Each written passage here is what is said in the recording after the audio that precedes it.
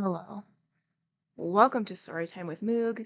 I am Moog, and today we are reading His Last Vow by Sir Arthur Conan Doyle, starting with The Disappearance of Lady Frances Carfax. But first, reading updates. Have I read anything since the last time we've met? I have not. However, I come bearing visuals this time. So I have Astray by Emma Donoghue. And I have only read 3 of the stories, and I'm really excited to keep reading them. So I'm going to be reading them more tomorrow to get through it, but I'm not very far. They're a bunch of short stories that are fictionalized versions of things that have actually happened. And at the end of each of the stories, Emma Donoghue includes like where she got the inspiration from. So if it's from newspaper articles or from like transcripts that have been found in people's homes, things like that. It's amazing. Super love it. I just really enjoy Emma Donoghue as an author too, so I was stoked to find books that I hadn't read, stoked and also appalled that there were books that I hadn't read by her. So I'm reading that. I picked up Atlas of the Heart by Brene Brown. Um, we'll see. It's not what I was expecting. What was I expecting? A normal size book, first of all, not something that looked so textbooky when you open it. Just like the pages are really glossy, which is nice. It's a nice thing. But we'll see. The like subtitle is Mapping Meaningful Connection and the Language of Human Experience. Picked it up because it was a top choice for readers for nonfiction for 2022. I'm hoping that it is delightful. I'm hoping that my dopamine rejoices and is shooting for the moon. Um, we'll see. The last couple ones that I've read that were like top choices, I did not finish reading. Um, but we'll see. So the back of the book says, in Atlas of the Heart, Brown takes us on a journey through 87 of the emotions and experiences that define what it means to be human. As she maps the necessary skills and an actionable framework for meaningful connection, she gives us the language and tools to access a universe of new choices and second chances. A universe where we can share and steward the stories of our bravest and most heartbreaking moments with one another in a way that builds connection. So let me show you, like, I haven't read anything. All I've literally done is flipping through. But like this is what it looks like. And like I told you, the pages are like the glossy, like textbooky pages. So we'll see. We'll see how it goes. We'll see. It's also hard if you're not like in the mood for a nonfiction, but again, I will reserve my judgment for when my judgment is needed. But today, we're going to be continuing on with His Last Vow by our good friend Sir Arthur Conan Doyle. We have only 3 stories left in His Last Vow, which I'm excited for. It's the Disappearance of Lady Frances Carfax, The Adventure of the Devil's Foot, love that, and then the titular His Last Vow. So I'm excited. I will totally tell you if it's yucky or yummy, since those are the only ways that I know how to rate things. So, are we ready? Are we ready to get snuggly? Cozy, comfy, cozy. I think we are. All right. The Disappearance of Lady Frances Carfax. But why Turkish? Said Mr. Sherlock Holmes, gazing fixedly at my boots. I was reclining in a cane-backed chair at the moment, and my protruded feet had attracted his ever-active attention. English, I answered in my surprise. I got them at Latimer's in Oxford Street. Holmes smiled with an expression of weary patience. "The bath," he said. "The bath. Why, the relaxing and expensive Turkish rather than the invigorating homemade article." "Because for the last few days I have been feeling rheumatic and cold. A Turkish bath is what we call an alternative in medicine, a fresh starting point, a cleanser of the system. By the way, Holmes," I added, "I have no doubt the connection between my boots and the Turkish bath is a perfectly self-evident one to a logical mind, and yet I should be obliged to you if you would indicate it." "The train of reasoning is not very obscure, Watson," said Holmes, with a mischievous twinkle. "It belongs to the same elementary class of deduction which I should iterate if I were to ask you who shared your cab in your drive this morning." "I don't admit that a fresh illustration is an explanation," said I, with some asperity. "Bravo, Watson. A very dignified and logical remonstrance. Let me see. What were the points? Take the last one first. The cab. You observe that you have some splashes on the left sleeve and shoulder of your coat. Had you sat in the center of a hansom, you would probably have had no splashes, and if you had, they would certainly have been symmetrical. Therefore, it is clear that you sat at the side. Therefore, it is equally clear that you had a companion." "That is very evident." "Absurdly commonplace, is it not?" "But the boots and the bath?" "Equally childish. You are in the habit of doing up your boots in a certain way. I see them on this occasion fastened with an elaborate double bow, which is not your usual method of tying them. You have, therefore, had them off.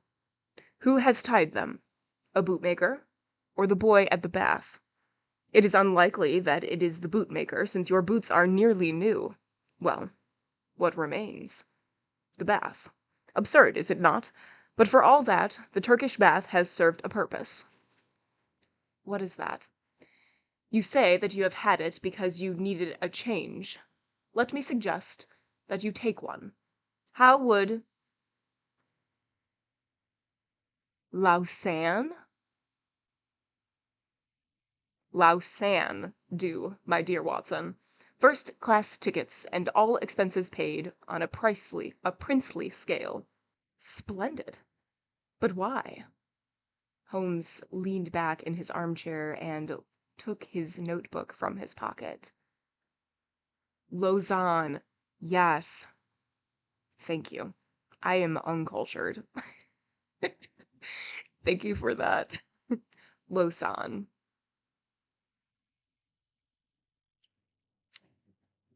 "One of the most dangerous classes in the world," said he, "is the drifting and friendless woman."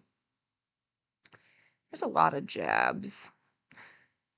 "She is the most harmless and often the most useful of mortals, but she is the inevitable inciter of crime in others.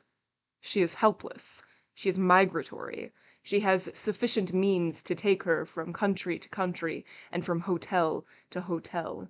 She is lost, as often as not, in a maze of obscure pensions and boarding-houses. She is a stray chicken in a world of foxes. When she is gobbled up, she is hardly missed. I much fear that some evil has come to the Lady Frances Carfax. I cannot tell you how many times I have been compared to a stray chicken, so..."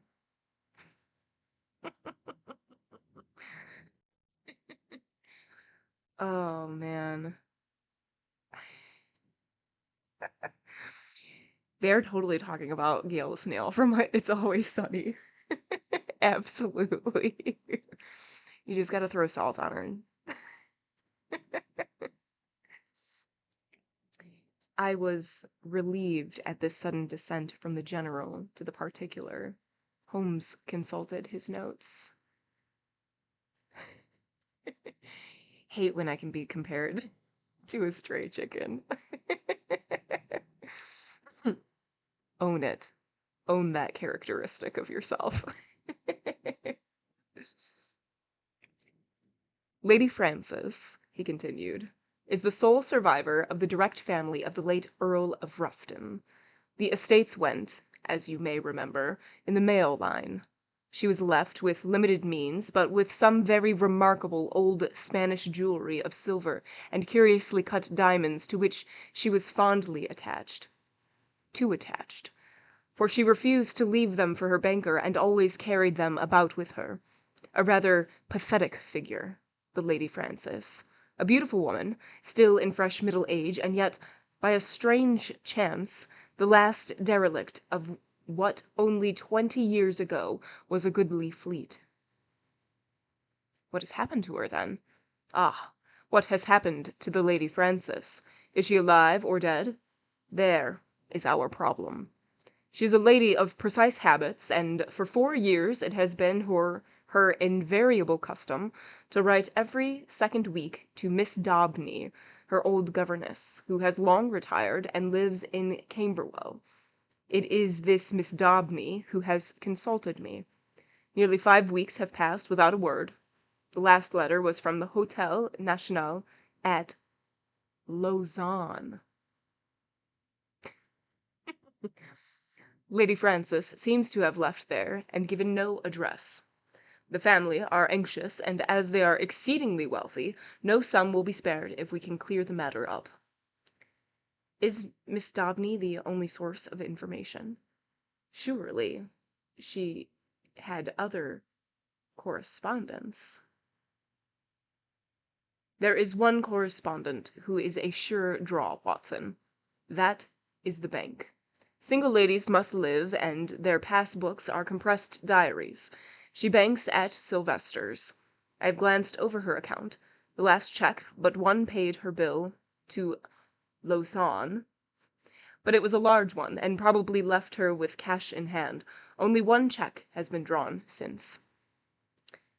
To whom, and where? To Miss Marie Devine. There is nothing to show where the check was drawn. It was cashed at the Credit Lyonnais at Montpellier less than 3 weeks ago. The sum was £50. And who is Miss Marie Devine? That also I have been able to discover. Miss Marie Devine was the maid of Lady Frances Carfax. Why she should have paid her this check we have not yet determined. I have no doubt, however, that your researchers will soon clear the matter up. My researchers.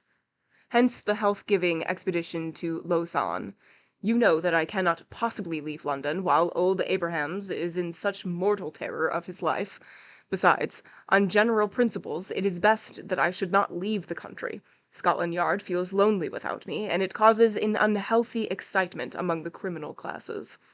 Go on, then, my dear Watson, and if my humble counsel can ever be valued at so extravagant a rate as 2 pence a word, it waits your disposal night and day at the end of the continental wire. 2 days later found me at the Hotel National at Lausanne, where I received every courtesy at the hands of Monsieur Moser, the well-known manager. Lady Frances, as he informed me, had stayed there for several weeks.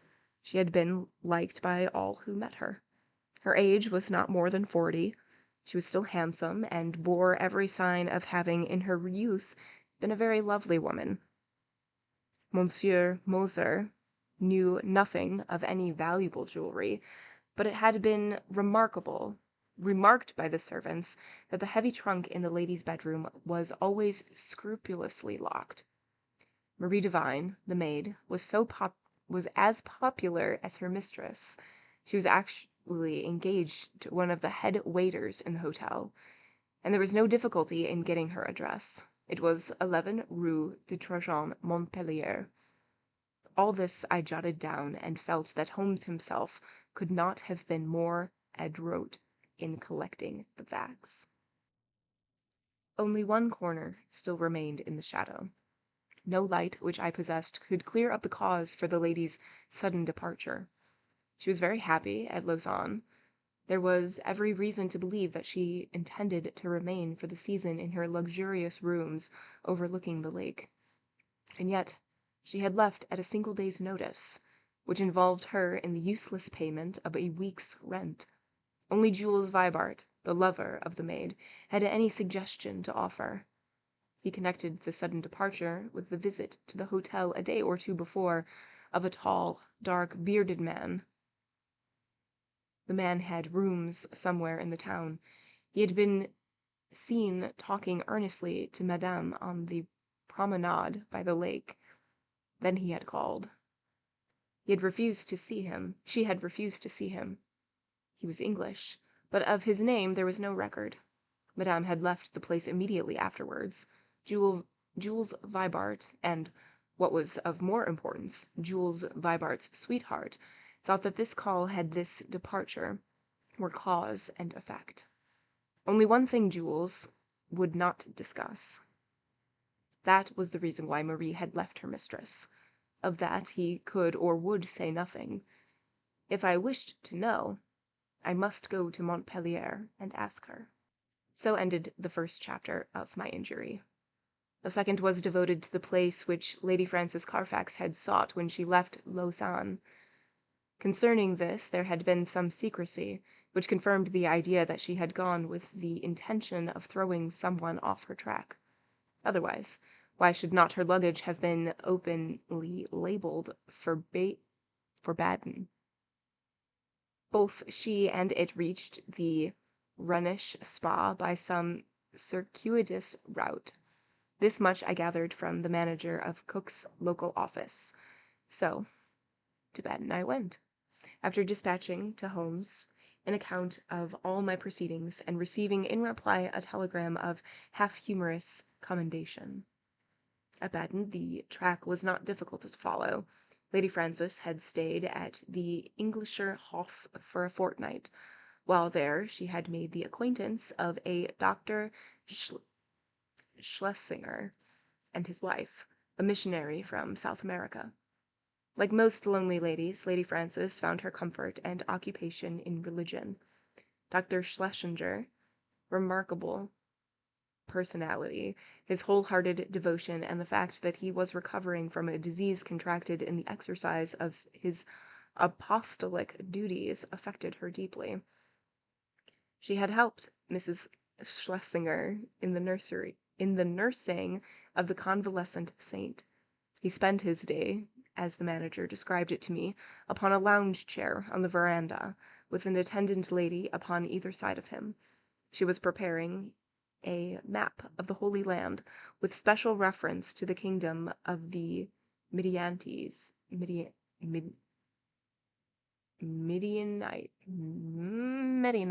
there we go, upon which he was writing a monograph.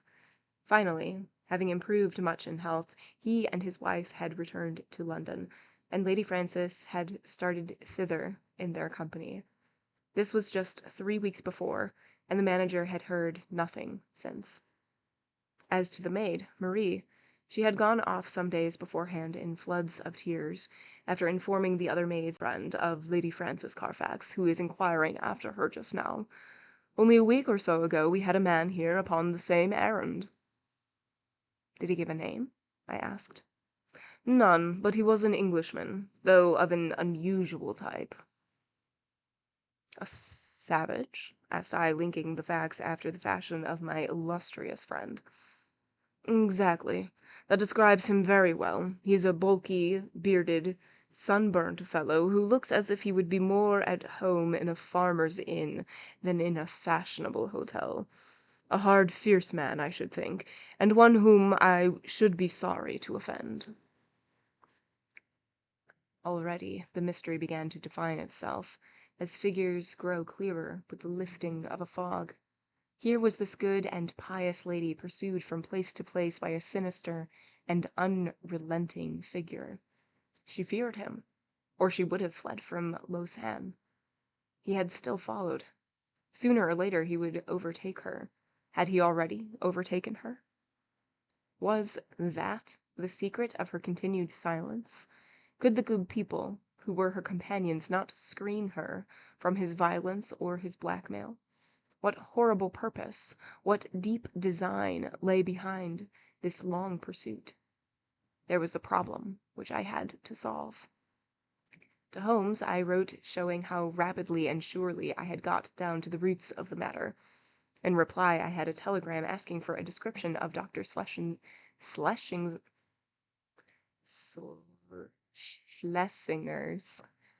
I have already a hard time between just plain old S and sh.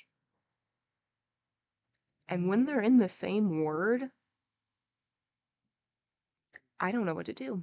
Clearly. Dr. Schlesinger's left ear. Holmes's idea of humor are strange and occasionally offensive, so I took no notice of his ill-timed jest. Indeed, I had already reached Montpellier in my pursuit of the maid Marie before his message came. I had no difficulty in finding the ex-servant and in learning all that she could tell me. She was a devoted creature, who had only left her mistress because she was sure that she was in good hands, and because her own approaching marriage made a separation inevitable in any case. Her mistress had, as she confessed with distress, shown some irritability of temper towards her during their stay at Baden, and had even questioned her once as if she had suspicions of her honesty, and this had made the parting easier than it would otherwise have been. Lady Frances had given her £50 as a wedding present. Like me, Marie viewed this deep distrust, the stranger who had driven her mistress from Lausanne. With her own eyes she had seen him seize the lady's wrist, and with great violence of the public promenade by the lake. He was a fierce and terrible man. She believed that it was out of dread of him that Lady Frances had accepted the escort of the Schlesingers to London. She had never spoke to Marie about it, but many little signs had convinced the maid that her mistress lived in a state of continual nervous apprehension. So far she had got in her narrative, when suddenly she sprang from her chair, and her face was convulsed with surprise and fear. "See!" she cried. "The miscreant follows still. There is the very man of whom I speak." Through the open sitting-room window, I saw a huge, swarthy man with a bristling black beard walking slowly down the center of the street and staring eagerly at the numbers of the houses. It was clear that, like myself, he was on track of the maid. Acting upon the impulse of the moment, I rushed out and accosted him. "You are an Englishman," I said. "What if I am?" he asked, with a most villainous scowl. "May I ask what your name is?" "No, you may not," said he with decision. The situation was awkward, but the most direct way is often the best. "Where is Lady Frances Carfax?" I asked. He stared at me in amazement. "What have you done with her? Why have you pursued her? I insist upon an answer." "An answer," said I. The fellow gave a bellow of anger and sprang upon me like a tiger. I have held my own in many a struggle, but the man had a grip of iron and the fury of a fiend. His hand was on my throat, and my senses were nearly gone before an unshaven French ouvrier in a blue blouse darted out from a cabaret opposite, with a cudgel in his hand, and struck my assailant a sharp crack over the forearm, which made him leave go his hold. He stood for an instant fuming with rage, and uncertain whether he should not renew his attack. Then, with a snarl of anger, he left me and entered the cottage from which I had just come. I turned to thank my preserver, who stood beside me in the roadway. "Well, Watson," said he, a very pretty hash you've got made of it. I rather think that you had better come back with me to London by the night express." An hour afterwards, Sherlock Holmes, in his usual garb and style, was seated in my private room at the hotel. His explanation of his sudden and opportune appearance was simplicity itself, for, finding that he could get away from London, he determined to head me off at the next obvious point of my travels. In the disguise of a working man, he had sat in the cabaret waiting for my appearance. "In a singularly consistent investigation you have made, my dear Watson," said he. "I cannot at the moment recall any possible blunder which you have omitted. The total effect of your proceeding has been to give the alarm everywhere, and yet to discover nothing." "Perhaps you would have done no better," I answered bitterly. "There is no perhaps about it. I have done better. Here is the Honorable Philip Green, who is a fellow lodger with you in this hotel, and we may find him at the starting point for a more successful investigation." A card had come up on a salver, and it was followed by the same bearded ruffian who had attacked me in the street. He started when he saw me. "What is this, Mr. Holmes?" he asked. "I had your note, and I have come. But what has this man to do with the matter?" "This is my old friend and associate, Dr. Watson, who is helping us in this affair." The stranger held out a huge, sunburned hand, with a few words of apology. "I hope I didn't harm you. When you accused me of hurting her, I lost my grip of myself. Indeed, I'm not responsible in these days. My nerves are like live wires, but this situation is beyond me. What I want to know, in the first place, Mr. Holmes, is how in the world you came to hear of my existence at all." "I am in touch with Miss Daubeny, Lady Frances's governess." "Ah, old Susan Daubeny with the mop cap. I remember her well." "And she remembers you. It was in the days before you found it better to go to South Africa." "Ah, so you know my whole story. I need hide nothing from you, I swear to it, Mr. Holmes, that there never was in this world a man who loved a woman with a more whole-hearted love than I had for Frances.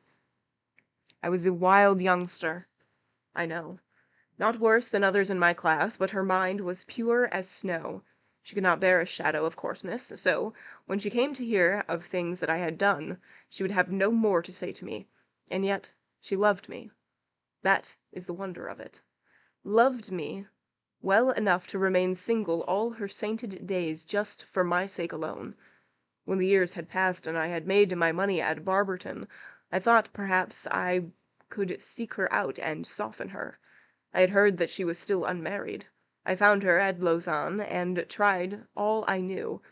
She weakened, I thought, but her will was strong, and when next I called she had left the town. I traced her to Baden, and then after a time heard that her maid was here. I'm a rough fellow, fresh from a rough life, and when Dr. Watson spoke to me as he did, I lost hold of myself for a moment. But for God's sake, tell me what has become of Lady Frances." That is for us to find out," said Sherlock Holmes, with peculiar gravity. "What is your London address, Mr. Green?" "The Langham Hotel will find me." "Then may I recommend that you return there and be on hand in case I should want you. I have no desire to encourage false hopes, but you may rest assured that all can be done will be done for the safety of Lady Frances. I say no more for the instant. I will leave you this card so that you may be able to keep in touch with us. Now, Watson, if you will pack your bag, I will cable to Mrs. Hudson to make one of her best efforts for 2 hungry travelers at 7:30 tomorrow." A telegram was waiting for us when we reached our Baker Street rooms, which Holmes read with an exclamation of interest and threw across to me. "Jagged or torn" was the message, and the place of origin, Baden. "What is this?" I asked. "It is everything," Holmes answered. "You may remember my seemingly irrelevant question as to this clerical gentleman's left ear. You did not answer it." "I had left Baden and could not inquire." "Exactly. For this reason I sent a duplicate to the manager of the Englischer Hof, whose answer lies here." "What does it show?" "It shows, my dear Watson, that we are dealing with an exceptionally astute and dangerous man. The Reverend Dr. Schlesinger, missionary from South Africa, is none other than Holy Peters, one of the most unscrupulous rascals that Australia has ever evolved, and for a young country it has turned out some very finished types. His particular specialty is the beguiling of lonely ladies by playing upon their religious feelings, and his so-called wife, an Englishwoman named Fraser, is a worthy helpmate. The nature of his tactics suggested his identity to me, and this physical peculiarity he had badly bitten. He was. There we go. He was badly bitten. Oh my gosh. Words are hard. He was badly bitten in a saloon fight at Adelaide in '89, confirmed my suspicion. This poor lady is in the hands of a most infernal couple who will stick at nothing, Watson. That she is already dead is a very likely supposition. If not, she is undoubtedly in some sort of confinement and unable to write to Miss Daubeny or her other friends. It is always possible that she never reached London, or that she has passed through it, but the former is improbable, as, with their system of registration, it is not easy for foreigners to play tricks with the continental police, and the latter is also unlikely, as those rogues could not hope to find any other place where it would be as easy to keep a person under restraint. All my instincts tell me that she is in London, but as we have at present no possible means of telling where, we can only take the obvious steps, eat our dinner, and possess our souls in patience. Later in the evening I will stroll down and have a word with friend Lestrade at Scotland Yard. But neither the official police nor Holmes's own small but very efficient organization sufficed to clear away the mystery. Amid the crowded millions of London, the 3 persons we sought were as completely obliterated as if they had never lived. Advertisements were tried and failed. Clues were followed and led to nothing. Every criminal resort which Schlesinger might frequent was drawn in vain. His old associates were watched, but they kept clear of him. And then, suddenly, after a week of helpless suspense, there came a flash of light. A silver and brilliant pendant of old Spanish design had been pawned at Bovington's in Westminster Road. The pawner was a large, clean-shaven man of clerical appearance. His name and address were demonstrably false. The ear had escaped notice, but the description was surely that of Schlesinger. 3 times had our bearded friend from the Langham News called for news, the 3rd time within an hour of this fresh development. His clothes were getting looser on his great body. He seemed to be wilting away in this anxiety. If you will only give me something to do, was his constant wail. At last Holmes could oblige him. He has begun to pawn the jewels. We should get him now. But does this mean that any harm has befallen Lady Frances? Holmes shook his head very gravely. Supposing that they have held her prisoner up to now, it is clearer that they cannot let her loose without their own destruction. We must prepare for the worst. But what can I do? These people do not know you by sight? No. It is possible that he will go to some other pawnbroker in the future. In that case, we must begin again. On the other hand, he has had a fair price and no questions asked, so if he is in need of ready money he will probably come back to Bovington's. I will give you a note to them, and they will let you wait in the shop. If the fellow comes, you will follow him home, but no indiscretion and, above all, no violence. I put you on your honor that you will take no step without my knowledge and consent. For 2 days, the Honorable Philip Green, he was, I may mention, the son of the famous admiral of that name who commanded the Sea of Azov fleet in the Crimean War, brought us no news. On the evening of the 3rd, he rushed into our sitting room, pale, trembling, with every muscle of his powerful frame quivering with excitement. "We have him!" he cried. "We have him!" He was incoherent in his agitation. Holmes soothed him with a few words and thrust him into an armchair. "Come now, give us the order of events," said he. "She came only an hour ago. It was the wife this time, but the pendant she brought was the fellow of the other. She is a tall, pale woman with ferret eyes. That is the lady." Congratulations. Lil Bean's usually quite the hustler. Amazing. Amazing. Good job. And first try, too.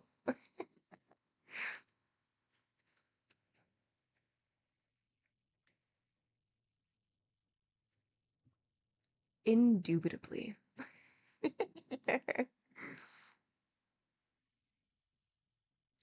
Up, up, up. With ferret eyes. "That is the lady," said Holmes. "She left the office, and I followed her. She walked up the Kensington Road, and I kept behind her. Presently she went into a shop, Mr. Holmes. It was an undertaker's." My companion startled. "Well?"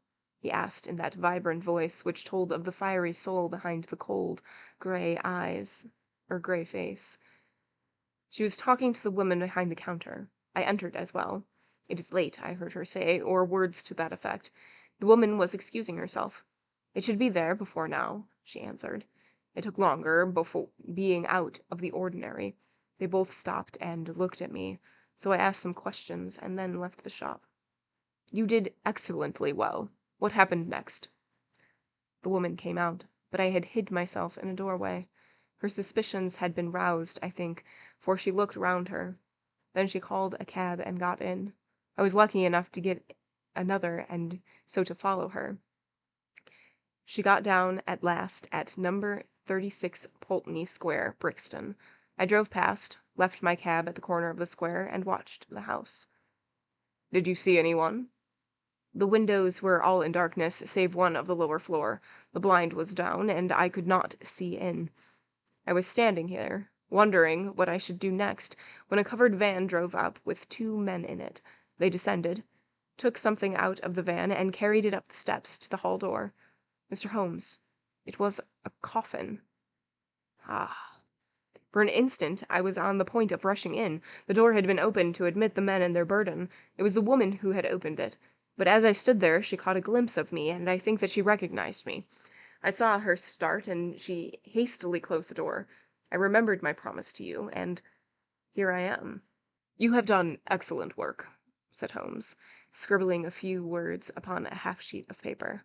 "We can do nothing legal without a warrant, and you can serve the cause best by taking this note down to the authorities and getting one. There may be some difficulty, but I should think that the sale of the jewelry should be sufficient. Lestrade will see to all the details." "But they may murder her in the meanwhile. What could the coffin mean? And for whom could it be but for her?" "We will do all that can be done, Mr. Green. Not a moment will be lost. Leave it in our hands now, Watson," he added, as our client hurried away. "He will set the regular forces on the move. We are, as usual, the irregulars, and we must take our own line of action. The situation strikes me as so desperate that the most extreme measures are justified. Not a moment is to be lost in getting to Pulteney Square. Let us try to reconstruct the situation," said he, as we drove swiftly past the Houses of Parliament and over Westminster Bridge. "These villains have coaxed this unhappy lady to London, after first alienating her from her faithful maid. If she has written any letters, they have been intercepted. Through some confederate, they have engaged a furnished house. Once inside it, they have made her a prisoner, and they have become possessed of the valuable jewelry which has been their object from the first. Already they have begun to sell part of it, which seems safe enough to them, since they have no reason to think that anyone is interested in the lady's fate. When she is released, she will, of course, denounce them. Therefore, she must not be released. But they cannot keep her under lock and key forever. So, murder is the only solution." That seems very clear. "Now we will take another line of reasoning. When you follow two separate chains of thought, Watson, you will find some point of intersection which should approximate to the truth. We will start now, not from the lady, but from the coffin, and argue backward. That incident proves, I fear, beyond all doubt, that the lady is dead. It points also to an orthodox burial, with proper accompaniment of medical certificate and official sanction. Had the lady been obviously murdered, they would have buried her in a hole in the back garden. But here all is open and regular. What does that mean?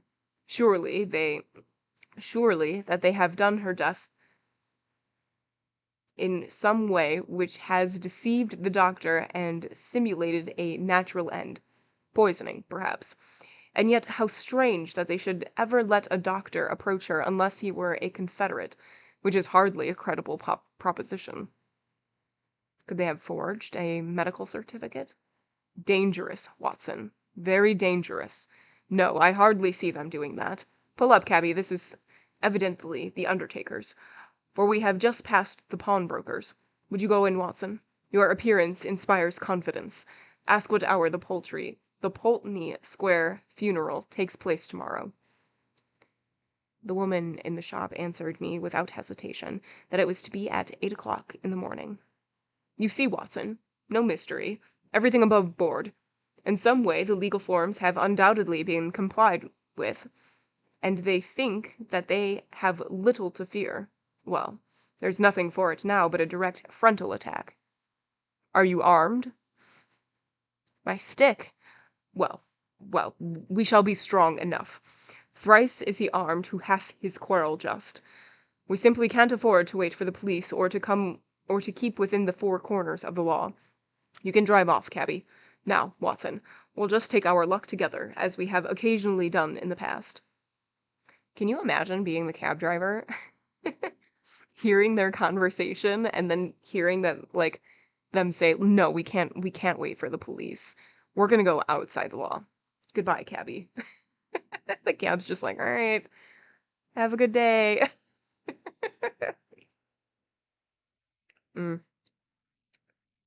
He had rung loudly at the door of a great dark house in the center of Pulteney Square.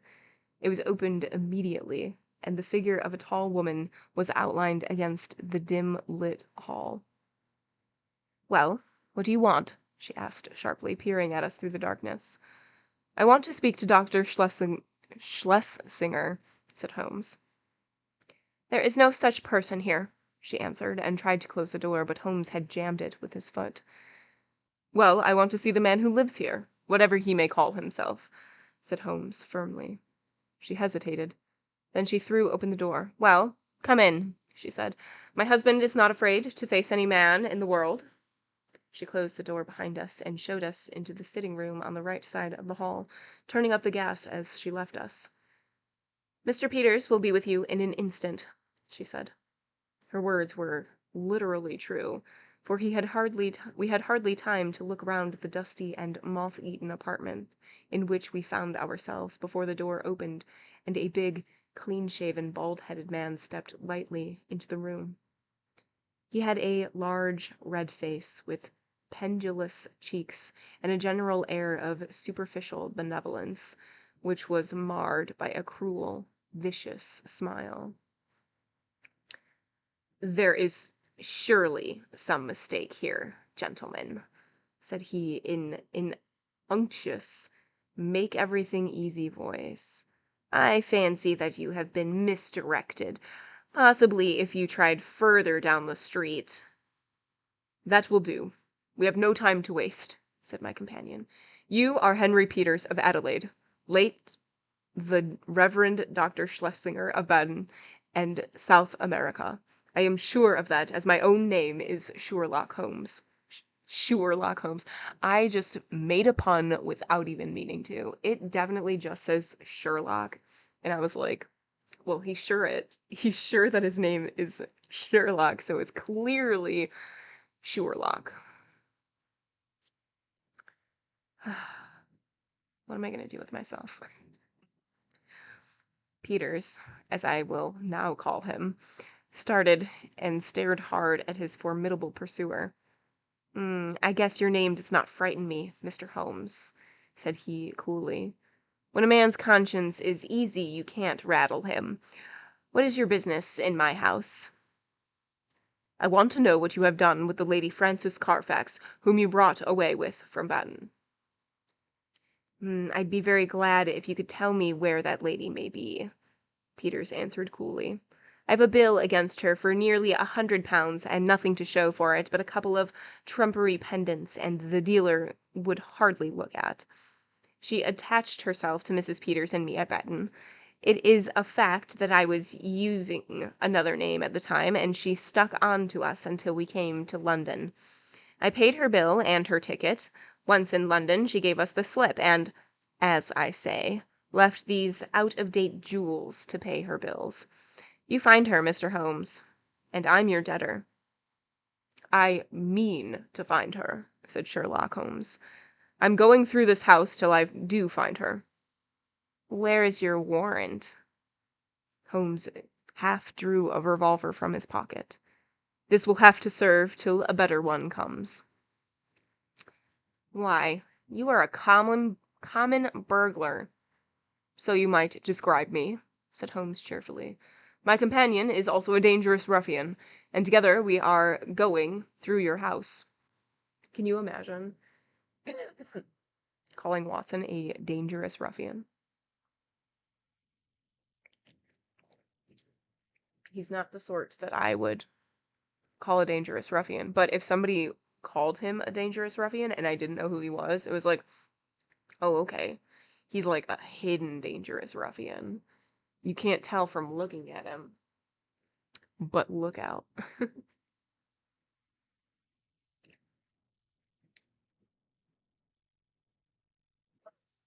Just casually choking on my spit. Okay. Our opponent opened the door. Fetch a fireman, Annie. Nope. Fetch a policeman, Annie, said he. There was a whisk of feminine skirts from the passage, and the hall door was opened and shut. Our time is limited, Watson, said Holmes.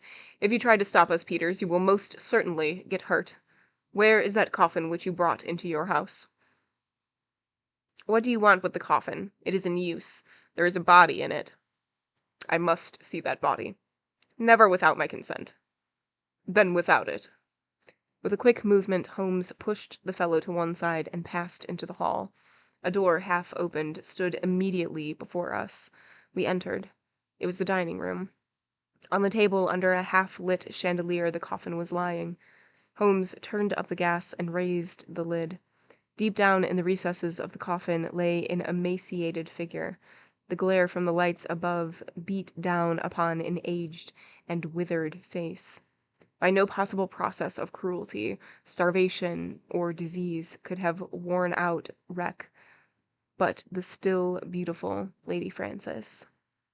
Holmes's face showed his amazement and also his relief. Thank God, he muttered. It's someone else. Ah, you've blundered badly for once, Mr. Sherlock Holmes, said Peters, who had followed us into the room. Who is this dead woman? Well, if you really must know, this is an old nurse of my wife's, Rose Spender by name, whom we found in the Brixton workhouse infirmary. We brought her round here, called in Dr. Horson, of 13 Furbanks Villa, mind you, take the address, Mr. Holmes, and had her carefully tended, as Christian folk should. On the third day she died. Certificate says senile decay, but that's only the doctor's opinion, and of course you know better. We ordered her funeral to be carried out by Stimson and Company of the Kensington Road, who will bury her at 8 o'clock tomorrow morning. Can you pick any hole in that, Mr. Holmes? You've made a silly blunder, and you may as well own up to it. I'd give something for a photograph of your gaping, staring face when you pulled aside that lid expecting to see Lady Frances Carfax and only found a poor old woman of 90. Holmes's expression was as impassive as ever under the jeers of his antagonist, but his clenched hands betrayed his acute annoyance. I am going through your house, said he. Are you, though? Cried Peters, as a woman's voice and heavy steps sounded in the passage. We'll soon see about that. This way, officers, if you please. These men have forced their way into my house, and I cannot get rid of them. Help me to put them out. A sergeant and a constable stood in the doorway. Holmes drew his card from his case. "This is my name and address. This is my friend, Dr. Watson." "Bless you, sir, we know who you are. Very well," said the sergeant. "But you can't stay here without a warrant." "Of course not. I quite understand that."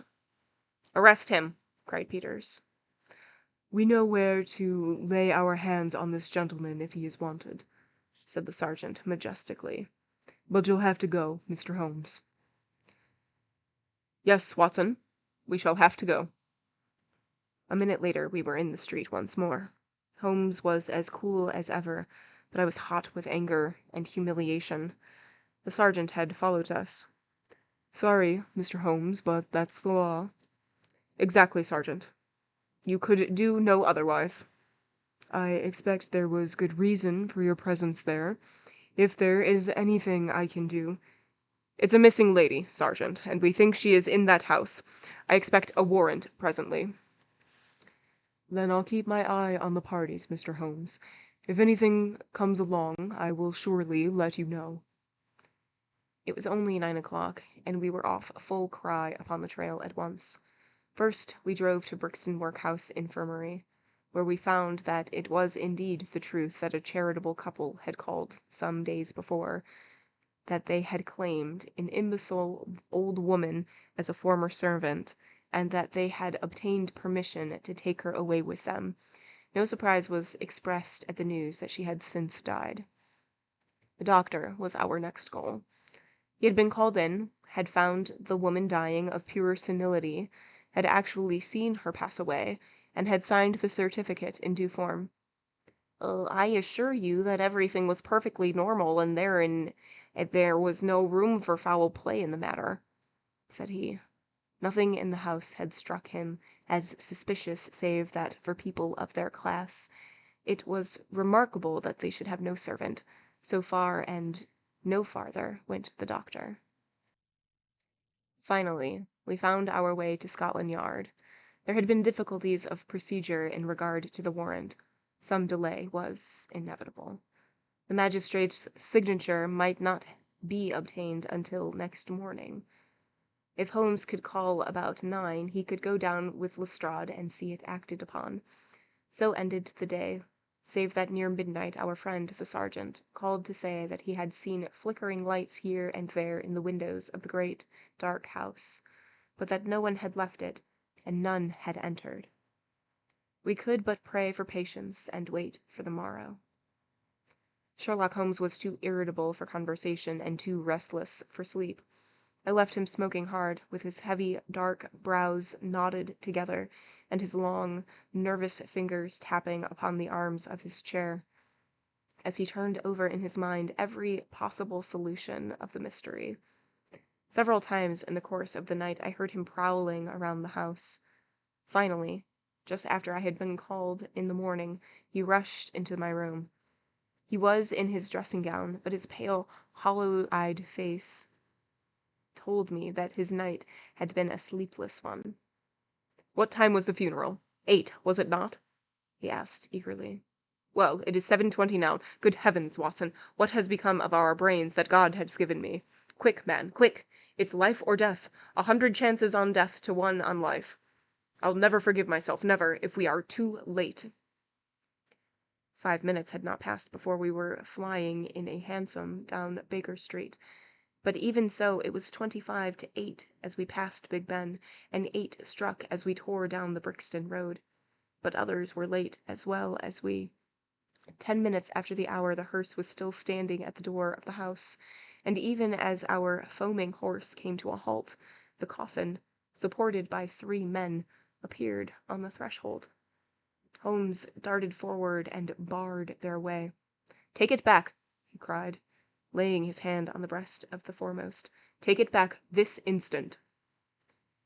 "What the devil do you mean?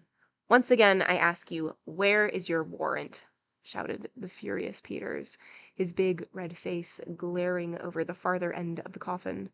"The warrant is on its way. This coffin shall remain in the house until it comes." The authority in Holmes's voice had its effect upon the bearers. Peters had suddenly vanished into the house, and they obeyed these new orders. "Quick, Watson, quick! Here's a screwdriver," he shouted as the coffin was replaced upon the table. "Here's one for you, my man. A sovereign if the lid comes off in a minute. Ask no questions, work away. That's good. Another. And another. Now pull all together. It's giving. It's giving. Ah, that does it at last." With a united effort, we tore off the coffin lid. As we did so, there came from the inside a stupefying and overpowering smell of chloroform. A body lay within, its head all wreathed in cotton wool, which had been soaked in the narcotic. Holmes plucked it off and disclosed the statuesque face of a handsome and spiritual woman of middle age. In an instant he had passed his arm round the figure and raised her to a sitting position. "Is she gone, Watson? Is there a spark left? Surely we are not too late." For half an hour it seemed that we were. What with actual suffocation, and what with the poisonous fumes of the chloroform, the Lady Frances seemed to have passed the last point of recall. And then, at last, with artificial respiration, with injected ether, with every device that science could suggest, some flutter of life, some quiver of the eyelids, some dimming of a mirror, spoke of the slowly returning life. A cab had driven up, and Holmes, parting the blind, looked out at it. "Here is Lestrade with his warrant," said he. "He will find that his bride... Nope. He will find that his birds have flown, and here," he added, as a heavy step hurried along the passage, "is someone who has a better night to nurse this lady than we have. Good morning, Mr. Green. I think that the sooner we can move the Lady Frances the better. Meanwhile, the funeral may proceed, and the poor old woman who still lies in that coffin may go to her last resting-place alone. Should you care to add the case to your annals, my dear Watson." I love that he says that because we're reading we're reading the little cases that Watson has written down. So I love that there's like thrown in references to it to be like, if you happen to write this down, or if you decide to keep this case. It's great. "Should you care to add the case to your annals, my dear Watson," said Holmes that evening, "it can only be as an example of that temporary eclipse to which even the best balanced mind may be exposed. Such slips are common to all mortals, and the greatest is he who can recognize and repair them. To this modified credit I may, perhaps, make some claim. My night was haunted by the thought that somewhere a clue, a strange sentence, a curious observation, had come under my notice and had been too easily dismissed. Then, suddenly, in the grey of the morning, the words came back to me. It was the remark of the undertaker's wife, as reported by Philip Green. She had said, 'It should be there before now. It took longer, being out of the ordinary.' It was the coffin of which she spoke. It had been out of the ordinary. That could only mean that it had been made to some special measurement. But why? Why? Then, in an instant, I remembered the deep sides and the little wasted figure at the bottom. Why so large a coffin for so small a body? To leave room for another body. Both would be buried under the one certificate. It had all been so clear. If only my own sight had not been dimmed. At 8, the Lady Frances would be buried. Our one chance was to stop the coffin before it left the house. It was a desperate chance that we might find her alive, but it was a chance, as the results showed. These people had never, to my knowledge, done a murder. They might shrink from actual violence at the last. They could bury her with no sign of how she met her end, and even if she were exhumed, there was a chance for them. I hoped that such considerations might prevail with them. You can reconstruct the scene well enough. You saw the horrible den upstairs, where the poor lady had been kept so long. They rushed in and overpowered her with their chloroform, carried her down, poured her into the coffin to insure against her waking, and then screwed down the lid. A clever device, Watson. It is new to me in the annals of crime. If our ex-missionary friend escape the clutches of Lestrade, I shall expect to hear of some brilliant incidents in their future career. End of The Disappearance of Lady Frances Carfax. That was a good one. The old two-person, one coffin scheme. You know. You know how it goes. Saves a lot of money. Exactly. Just double up. It's like bunk beds for your forever sleep. All right. Oh man. Let's do it. The Adventures of the Devil's Foot. Oh, I'm sorry. It's just one adventure. The Adventure of the Devil's Foot. In recording, from time to time, some of the curious experiences and interesting recollections which I associate with my long and intimate friendship with Mr. Sherlock Holmes, I have continually been faced by difficulties caused by his own aversion to publicity. To his somber and cynical spirit, all popular applause was always abhorrent, and nothing amused him more at the end of a successful case than to hand over the actual exposure to some orthodox official, and to listen with a mocking smile to the general chorus of misplaced congratulation. It was indeed this attitude upon the part of my friend, and certainly not any lack of interesting material, which has caused me of late years to lay very few of my records before the public. My participation in some of his adventure was always a privilege, which entailed discretion and reticence upon me. It was, then, with considerable surprise that I received a telegram from Holmes last Tuesday. He has never been known to write where a telegram would serve, in the following terms: "Why not tell them of the Cornish horror? Strangest case I have handled." I have no idea what backward sweep of memory had brought the matter fresh to his mind, or what freak had caused him to desire that I should recount it, but I hasten, before another cancelling telegram may arrive, to hunt out the notes which give me the exact details of the case, and to lay the narrative before my readers. It was then, in the spring of the year 1897, I remember it well, that Holmes's iron constitution showed some symptoms of giving way in the face of constant hard work, of a most exacting kind, aggravated, perhaps, by occasional indiscretions of his own. In March of that year, Dr. Moore, Agar, of Harley Street, whose dramatic introduction to Holmes I may some day recount, gave positive injunctions that the famous private agent lay aside all his cases and surrender himself to complete rest if he wishes to avert an absolute breakdown. The state of his health was not a matter in which he himself took the faintest interest, for his mental detachment was absolute, but he was induced at last, on the threat of being permanently disqualified from work, to give himself a complete change of scene and air. Thus it was that in the early spring of that year we found ourselves together in a small cottage near Poldhu Bay, at the further extremity of the Cornish peninsula. It was a singular spot, and one particularly well suited to the grim humor of my patient. From the windows of our little whitewashed house, which stood high upon a grassy headland, we both looked down upon the whole sinister semicircles of Mount Bay, that old death-trap of sailing vessels, with its fringe of black cliffs and surge-swept reefs on which innumerable seamen have met their end. With a northerly breeze it lies placid and sheltered, inviting the storm-tossed craft to tack into it for rest and protection.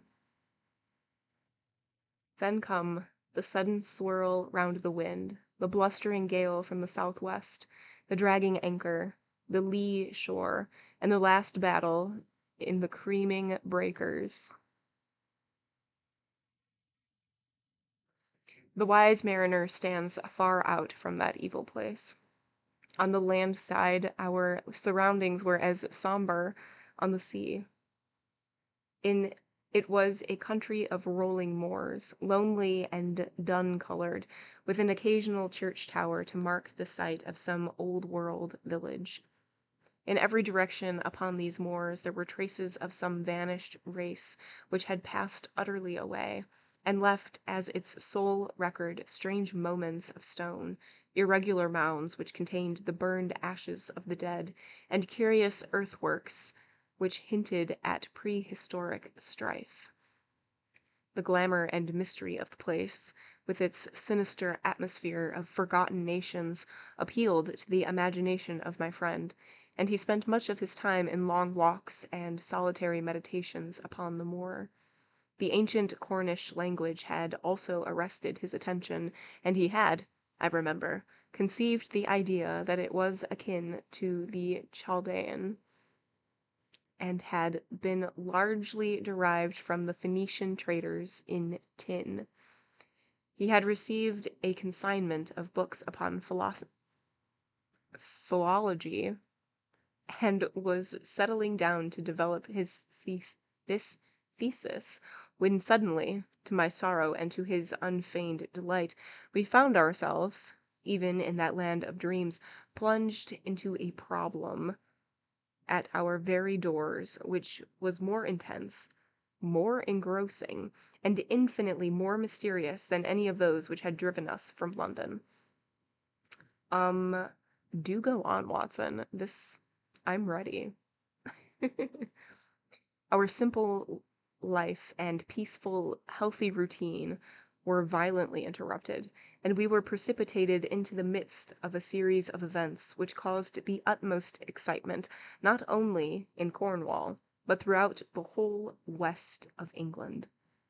Many of my readers may retain some recollection of what was called, at the time, the Cornish horror, though a most imperfect account of the matter reached the London press. Now, after 13 years, I will give the true details of this inconceivable affair to the public. I'm ready. This sounds so exciting. There's so much, Watson is, hyping this up, and I'm ready. This better not disappoint.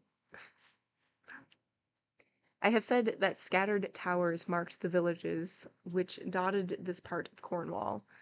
The nearest of these was the hamlet of Tredannick Wallace, where the cottages of a couple of hundred inhabitants clustered round an ancient moss-grown church. The vicar of the parish, Mr. Roundhay, was something of an archaeologist, and as such Holmes had made his acquaintance. He was a middle-aged man, portly and affable, with a considerable fund of local lore. At his invitation, we had taken tea at the vicarage, and had come to know, also, Mr. Mortimer Tregennis, an independent gentleman who increased the clergyman's scanty resources by taking rooms in his large, straggling house. The vicar, being a bachelor, was glad to come to such an arrangement, though he had little in common with his lodger, who was a thin, dark, bespectacled man, with a stoop which gave the impression of actual physical deformity. I remember that during our short visit we found the vicar garrulous, but his lodger strangely reticent, a sad-faced, introspective man, sitting with averted eyes, brooding apparently upon his own affairs. Watson has been known to exaggerate, much to Holmes's annoyance. I can just imagine Watson being like, literally, Holmes, you don't even know. So this guy, and then just goes on to tell the story. But then Watson comes and makes himself sound so different as he's writing it.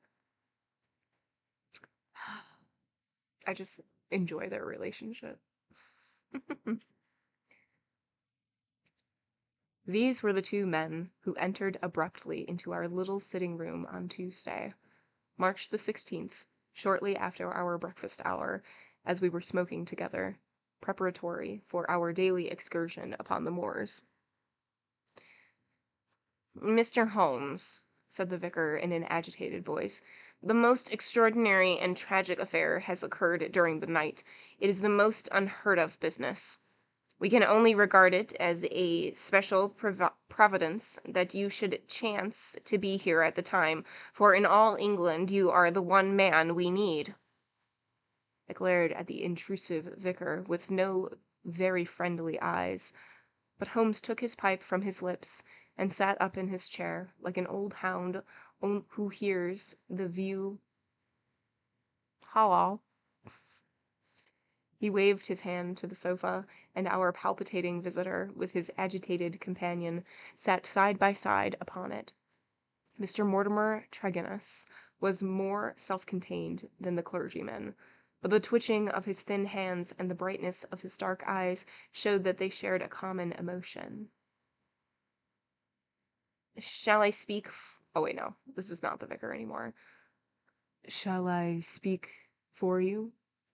Oh, shall I speak or you? He asked the vicar. Words are hard. I'm pretty sure I say that multiple times every time I read. Multiple times every time. Well, as you seem to have made the discovery, whatever it may be, the vicar to have had it second-hand, perhaps you had better do the speaking, said Holmes. I glanced at the hastily clad clergyman with the formally dressed lodger seated beside him, and was amused at the surprise which Holmes' simple deduction had brought to their faces. Perhaps I had best say a few words first, said the vicar, and then you can judge if you will listen to the details from Mr. Tregennis, or whether we should not hasten at once to the scene of this mysterious affair. I may explain, then, that our friend here spent last night in the company of two brothers, Owen and George, and of his sister Brenda at their house of Tredannick, Wartha, which is near the old stone cross upon the moor. He left them shortly after 10 o'clock playing cards round the dining-room table, in excellent health and spirits. This morning, being an early riser, he walked in that direction before breakfast and was overtaken by the carriage of Dr. Richards, who explained that he had just been sent for on a most urgent call to Tredannick Wartha. Mr. Mortimer Tregennis naturally went to him. When he arrived at Tredannick Wartha, he found an extraordinary state of things. His two brothers and his sister were seated round the table exactly as he had left them, the cards still spread in front of them, and the candles burned down to their sockets. The sister lay back, stone dead in her chair, while the two brothers sat on each side of her laughing, shouting, and singing, the senses stricken clean out of them.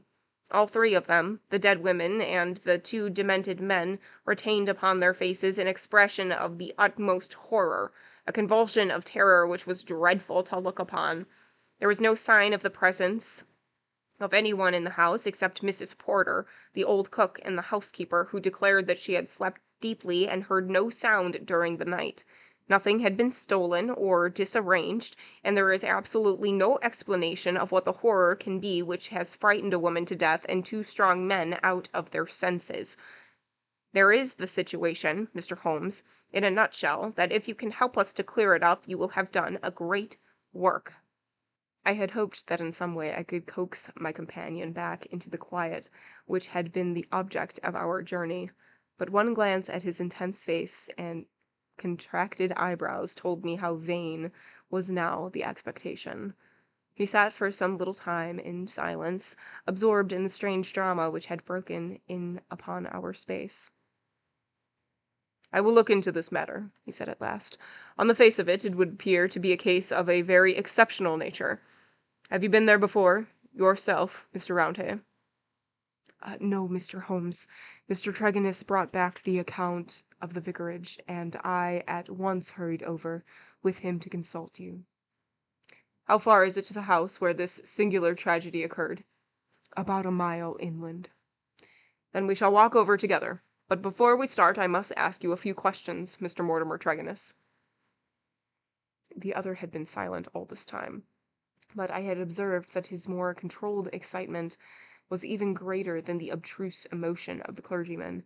He sat with a pale, drawn face, his anxious gaze fixed upon Holmes, and his thin hands clasped convulsively together.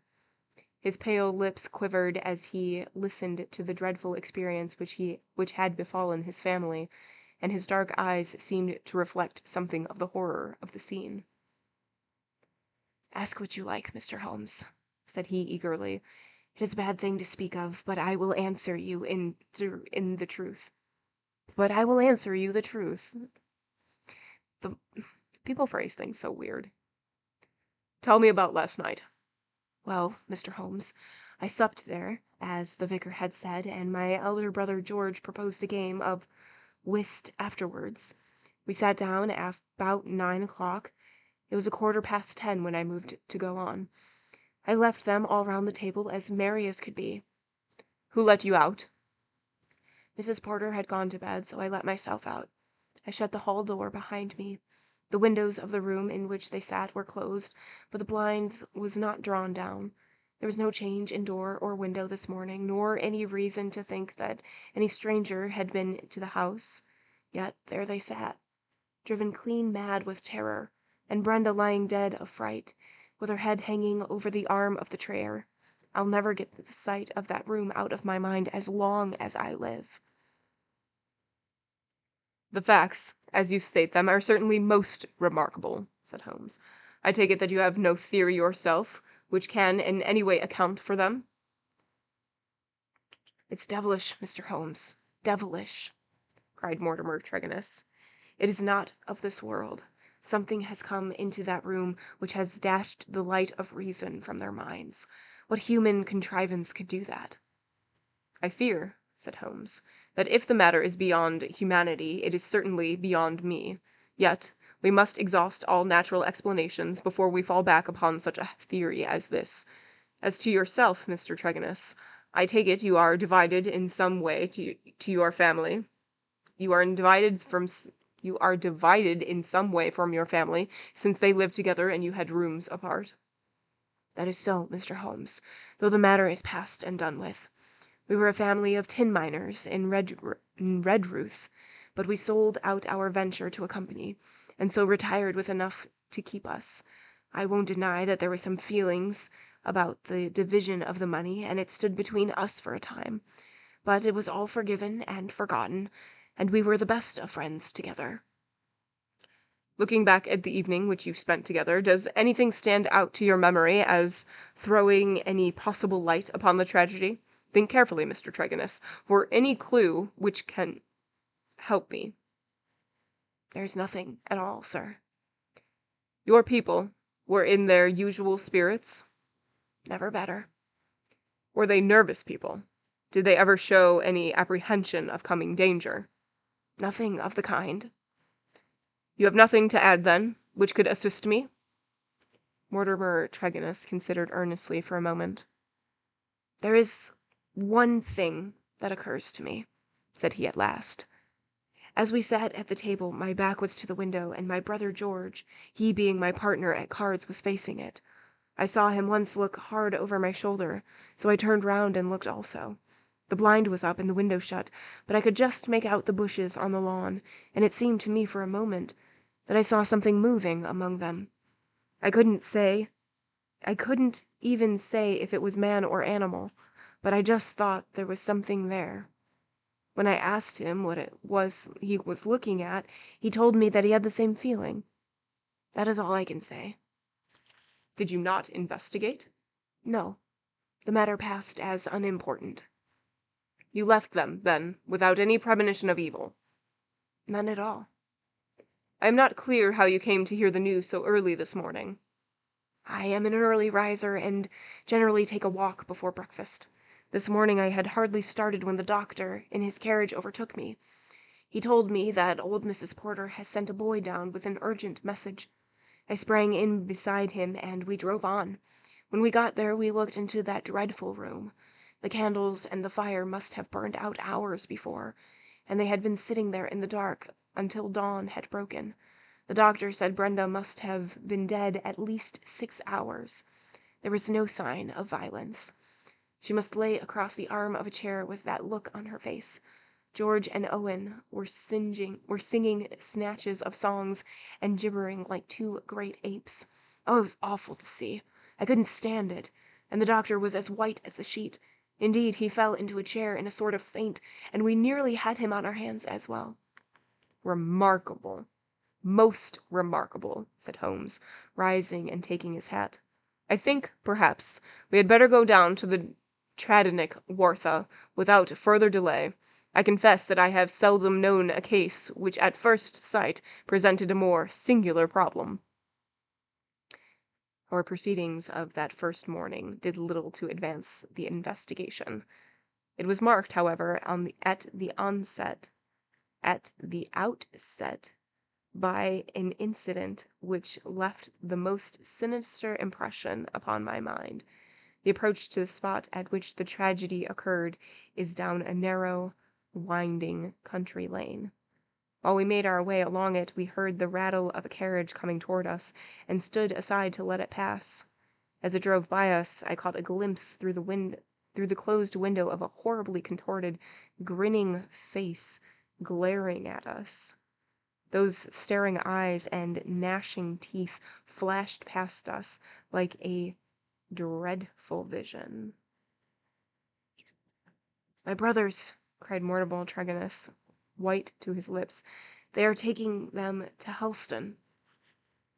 We looked with horror after the black carriage lumbering upon its way. Then we turned our steps toward this ill-omened house in which they had met their strange fate. It was a large and bright dwelling, rather a villa than a cottage, with a considerable garden which was already, in that Cornish air, well filled with spring flowers. Towards this garden the window of the sitting-room fronted, and from it, according to Mortimer Tregonnis, must have come that thing of evil which had by sheer horror in a single instant blasted their minds. Allergies. Holmes walked slowly and thoughtfully among the flower pots and along the paths before we entered the porch. So absorbed was he in his thoughts, I remember, that he stumbled over the watering pot, upset its contents, and divulged both our feet and the garden path. Inside the house we were met by the elderly Cornish housekeeper, Mrs. Porter, who, with the aid of a young girl, looked after the wants of the family. She readily answered all Holmes's questions. She had heard nothing in the night. Her employers had all been in excellent spirits lately, and she had never known them more cheerful and prosperous. She had fainted with horror upon entering the room in the morning and seeing that dreadful company round the table.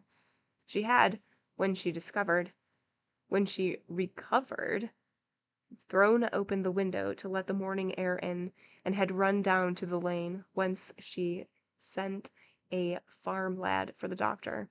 The lady was on her bed upstairs if we cared to see her.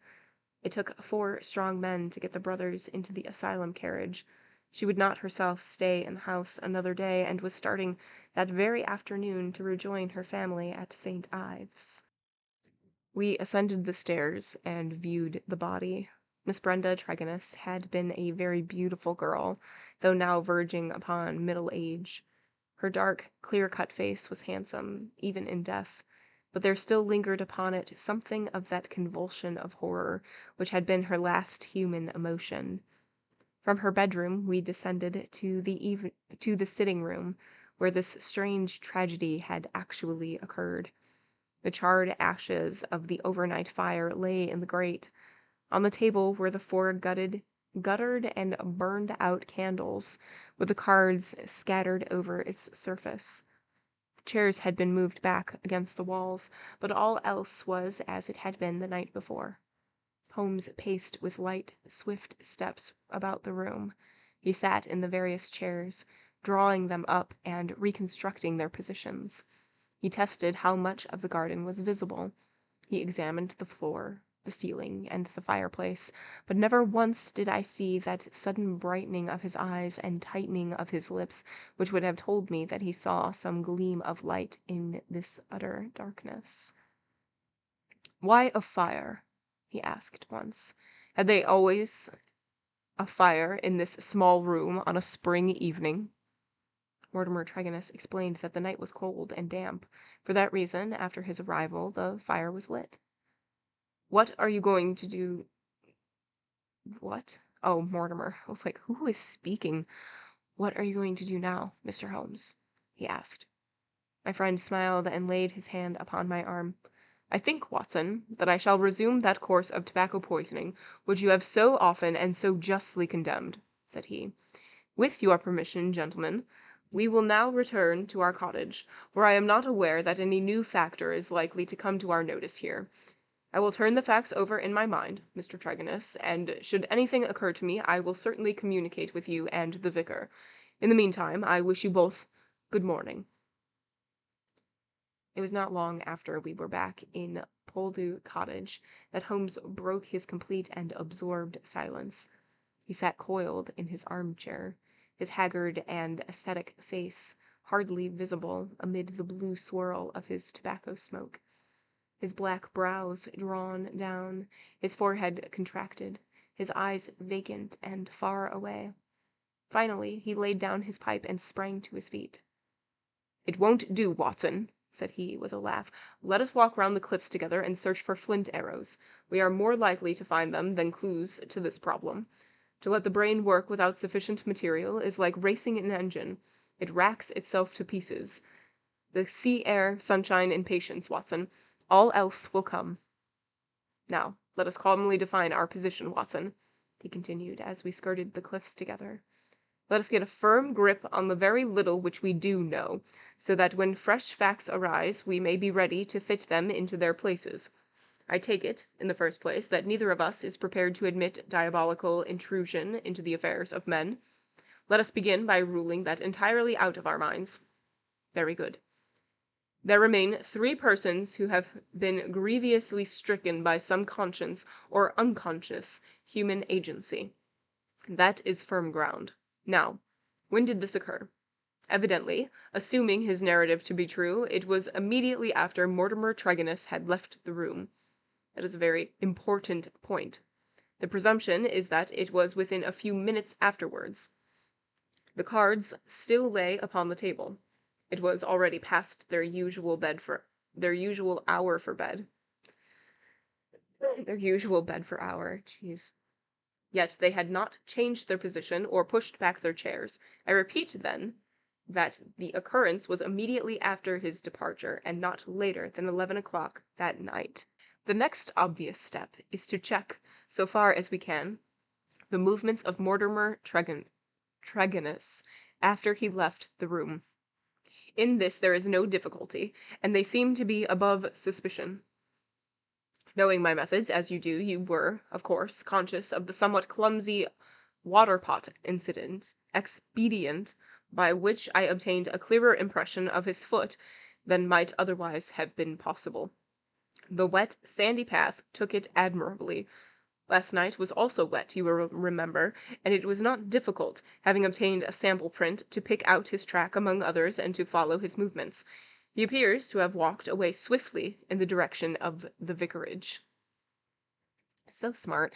I knew that Holmes wasn't just being clumsy and that he was, like, working when he tripped over the little watering can. Of course it was intentional.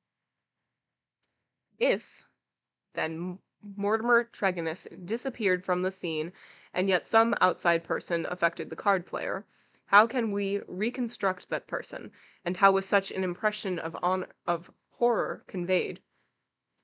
Mrs. Porter may be eliminated. She is evidently harmless. Is there any evidence that someone crept up the garden window and in some manner produced so terrific an effect that he drove those who saw it out of their senses?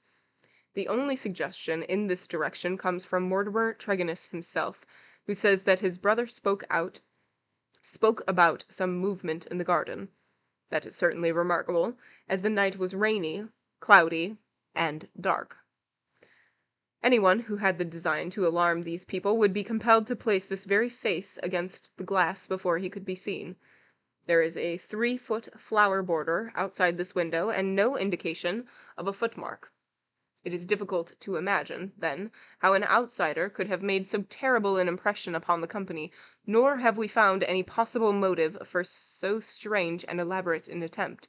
You perceive our difficulties, Watson. They are only too clear, I answered with conviction. And yet, with a little more material we may prove that they are not insurmountable, said Holmes. I fancy that among your extensive archives, Watson, you may find some which were nearly as obscure. Meanwhile, we shall put the case aside until more accurate data are available, and devote the rest of our morning to the pursuit of Neolithic man. I may have commented upon my friend's power of mental detachment, but never have I wondered at it more than upon that spring morning in Cornwall, when for 2 hours he discoursed upon celts, arrowheads, and shards, as lightly as if no sinister mystery were waiting for his solution. It was not until we had returned in the afternoon to our cottage that we found a visitor awaiting us, who soon brought our minds back to the matter in hand. Neither of us needed to be told who that visitor was. The huge body, the craggy and deeply seamed face with the fierce eyes and hawk-like nose, the grizzled hair which nearly brushed our cottage ceiling, the beard, golden at the fringes and white near the tips, save for the nicotine stain from his perpetual cigar. All these were as well known in London as in Africa, and could only be associated with the tremendous personality of Dr. Leon Sterndale, the great lion hunter and explorer. Obviously, because obviously, if this person was in the room with you, you would immediately know that this doctor was the great lion hunter and explorer because he's that famous. Duh. We had heard of his presence in the district, and had once or twice caught sight of his tall figure upon the moorland paths. He made no advances to us, however, nor would we have dreamed of doing so to him, as it was well known that it was his love of seclusion which caused him to spend the greater part of the intervals between his journeys in a small bungalow, buried in the lonely wood of Beauchamp Arians. Here, amid his books and his maps, he lived in absolutely lonely life, attending to his own simple wants and paying little apparent heed to the affairs of his neighbors. It was a surprise to me, therefore, to hear him asking Holmes in an eager voice whether he had made any advance in his reconstruction of this mysterious episode. "The country police are utterly at fault," said he, "but perhaps your wider experience has suggested some conceivable explanation. My only claim to being taken into your confidence is that during my many residences here I have come to know this family of Tregonnis very well. Indeed, upon my Cornish mother's side, I could call them cousins, and their strange fate of naturally being a great shock to me. I may tell you that I had got as far as Plymouth upon my way to Africa, but the news reached me this morning, and I came straight back again to help in the inquiry." Holmes raised his eyebrows. "Did you lose your boat through it?" "I will take the next. Dear me, this is friendship indeed." "I tell you they are relatives." "Quite so. Cousins of your mother. Was your baggage aboard the ship?" "Some of it, but the main part at the hotel." "I see. But surely this event could not have found its way into the Plymouth morning papers." "No, sir. I had a telegram." "Might I ask from whom?" A shadow passed over the gaunt face of the explorer. "You are very inquisitive, Mr. Holmes." "It is my business." With an effort, Dr. Sterndale recovered his ruffian composure. "I have no objection to telling you," he said. "It was Mr. Roundhay, the vicar, who had sent the telegram which recalled me." "Thank you," said Holmes. "I may say, in answer to your original question, that I have not cleared my mind entirely on the subject of this case, but that I have every hope of reaching some conclusion. It would be premature to say more." "Perhaps you would not mind telling me if your suspicions point to any particular direction?" "No, I can hardly answer that." "Then I have wasted my time and need not prolong my visit." The famous doctor strode out of our cottage in considerable ill humor, and within 5 minutes Holmes had followed him. I saw him no more until evening, when he returned with a slow step and haggard face, which assured me that he had made no great progress with his investigation. He glanced at a telegram which awaited him and threw it into the grate. "From the Plymouth Hotel, Watson," said he. "I learned the name of it from the vicar, and I wired to make certain that Dr. Leon Sterndale's account was true. It appears that he did indeed spend last night there, and that he was actually allowed some of his baggage to go on to Africa, which he returned to be present at this investigation. What do you make of that, Watson?" "He is deeply interested." "Deeply interested. Yes. There is a thread here which we have not yet grasped, and which might lead us through the tangle. Cheer up, Watson, for I am very sure that our material has not yet all come to hand. When it does, we may soon leave our difficulties behind us." Little did I think how soon the words of Holmes would be realized, or how strange and sinister would be that new development which opened up an entirely fresh line of investigation. I was shaving at my window in the morning when I heard the rattle of hoofs and, looking up, saw a dog-cart coming at a gallop down the road. It pulled up at our door, and our friend, the vicar, sprang from it and rushed up our garden path. Holmes was already dressed, and we hastened down to meet him. Our visitor was so excited that he could hardly articulate, but at last, in gasps and bursts, his tragic story came out of him. Hold on, who is this? Do I need a new voice? I'm running out of voices here.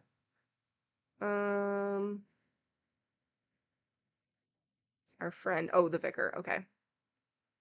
What was his voice? It was kind of upsetting. I remember that. "We are devil-ridden, Mr. Holmes. My poor parish is devil-ridden," he cried. "Satan himself is loose in it. We are given over into his hands." He danced about in his agitation, a ludicrous object if it were not for his ashy face and startled eyes. Finally, he shot out his terrible news. "Mr. Mortimer Tregennis died during the day, and with exactly the same symptom as the rest of his family." Holmes sprang to his feet, all energy, in an instant. "Can you fit us both into your dog-cart?" "Yes, I can." "Then, Watson, we will postpone our breakfast. Mr. Roundhay, we are entirely at your disposal. Hurry. Hurry before things get disarranged." The lodger occupied 2 rooms at the vicarage, which were in an angle by themselves, the one above the other. Below us was a large sitting-room, above, his bedroom. They looked out upon a croquet lawn which came up to the windows. We had arrived before the doctor or the police, so that everything was absolutely undisturbed. Let me describe exactly the scene as we saw it upon that misty March morning. It was left an impression which can never be effaced from my mind. The atmosphere of the room was of a horrible and depressing stuffiness. The servant who had first entered had thrown up the window, or it would have been even more intolerable. This might partly be due to the fact that a lamp stood flaring and smoking in the center table. Beside it sat the dead man, leaning back in his chair, his thin beard projecting, his spectacles pushed up on his forehead, and his lean, dark face turned towards the window and twisted into the same distortion of terror which had marked the features of his dead sister. His limbs were convulsed and his fingers contorted as though he had died in a very paroxysm of fear. He was fully clothed, though there were signs that his dressing had been done in a hurry. He had already learned that his bed had been slept in, and that the tragic end had come to him in the early morning. One realized the hot edge energy which underlay Holmes's phlegmatic exterior when one saw the sudden change which came over him from the moment that he entered the fatal apartment. In an instant he was tense and alert, his eyes shining, his face set, his limbs quivering with eager activity. He was out on the lawn, in through the window, round the room, and up into the bedroom, for all the world like a dashing foxhound drawing a cover. In the bedroom he made a rapid cast around, and ended by throwing open the window, which appeared to give him some fresh cause for excitement, for he leaned out of it with loud ejaculations of interest and delight. Then he pushed down the stair, out through the open window, threw himself upon his face on the lawn, sprang up and into the room once more, all with the energy of the hunter who is at the very heels of his quarry.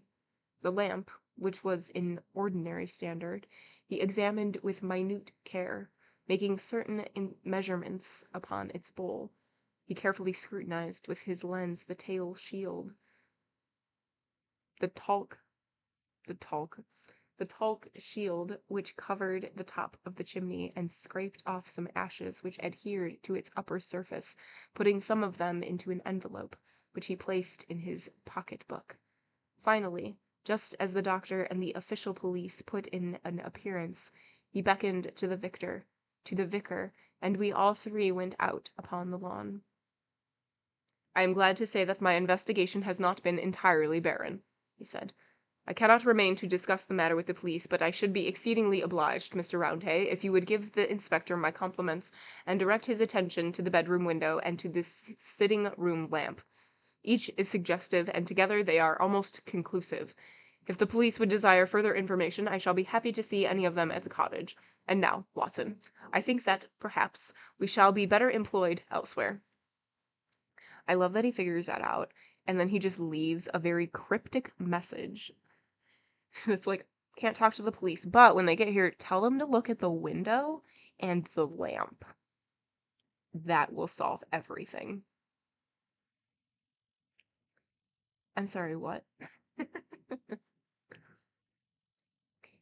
It may be that the police resented the intrusion of an amateur, or that they imagined themselves to be upon some hopeful line of investigation, but it is certain that we heard nothing from them for the next 2 days. During this time Holmes spent most of his time smoking and dreaming of the cottage, but a greater portion in country walks which he undertook alone, returning after many hours without remark as to where he had been. One experiment served to show me the line of his investigation. He had bought a lamp which was the duplicate of the one which had burned in the room of Mortimer Tregennis on the morning of the tragedy.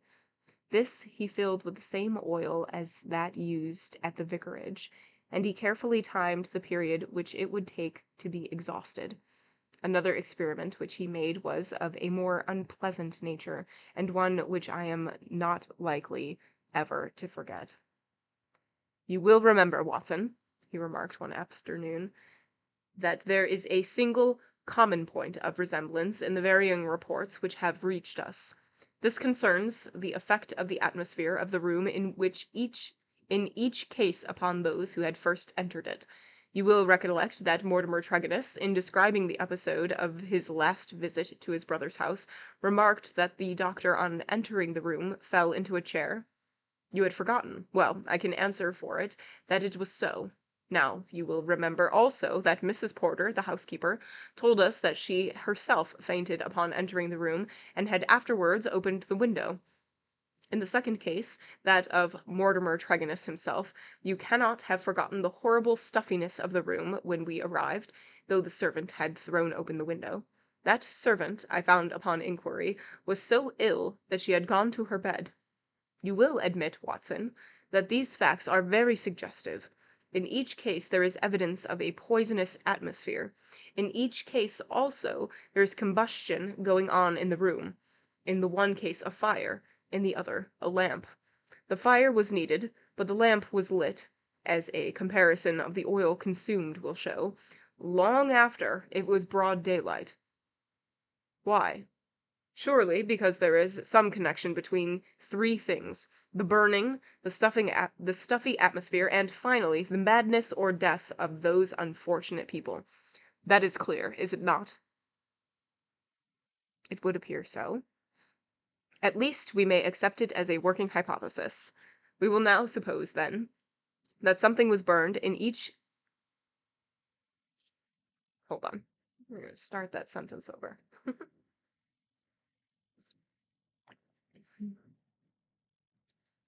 We will We will suppose, then, that something was burned in each case which produced an atmosphere causing strange toxic effects. Very good. In the first instance, that of the Tregonus family, this substance was placed in the fire. Now the window was shut, but the fire would naturally carry fumes to some extent up the chimney. Hence one would expect the effects of the poison to be less than the second case, where there was less escape for the vapor. The result seems to indicate that it was so, since in the first case only the woman, who had presumably the more sensitive organism, was killed, the others exhibiting that temporary or permanent lunacy which is evidently the first effect of the drug. In the second case, the result was complete. The facts, therefore, seem to bear out the theory of a poison which worked by combustion. With this train of reasoning in my head, I naturally looked about in Mortimer Tregonus's room to find some remains of this substance. The obvious place to look was the talc shield, or smoke guard of the lamp. There, sure enough, I perceived a number of flaky ashes, and round the edge a fringe of brownish powder, which had not yet been consumed. Half of this I took, as you saw, and I placed it in an envelope. Why half, Holmes? It is not for me, my dear Watson, to stand in the way of the official police report. I leave them all the evidence which I found. The poison still remained upon the talc, had they the wit to find it. Now, Watson, we will light our lamp. We will, however, take the precaution to open our window to avoid the premature decease of two deserving members of society, and you will seat yourself near that open window in an armchair, unless, like a sensible man, you determine to have nothing to do with the affair. Oh, you will see it out, will you? I thought I knew my Watson. This chair I will place opposite yours, so that we may be the same distance from the poison and face to face. The door we will leave ajar. Each is now in a position to match the other and bring the experiment to an end, should the symptoms seem alarming. Is that all clear? Well then, I take out powder, or what remains of it, from the envelope, and I lay it above the burning lamp. So, now, Watson, let us sit down and await the development. So they are poisoning themselves to see what's gonna happen. See if they get the same results as our dead folk. Cool. They were not long in coming. I had hardly settled in my chair before I was conscious of a thick, musky odor, subtle and nauseous. At the very first whiff of it, my brain and my imagination were beyond all control. A thick, black cloud swirled before my eyes, and my mind told me that this cloud, unseen as yet, but about to spring upon my appalled senses, lurked all that was vaguely horrible, all that was monstrous and inconceivably wicked in the universe. Vague shapes swirled and swam amid the dark cloud, each a menace and a warning of something coming, the advent of some unspeakable dweller upon the threshold, whose very shadow would blast my soul. A freezing horror took possession of me. I felt that my hair was rising, that my eyes were protruding, that my mouth was opened and my tongue like leather. The turmoil within my brain was such that something must surely snap.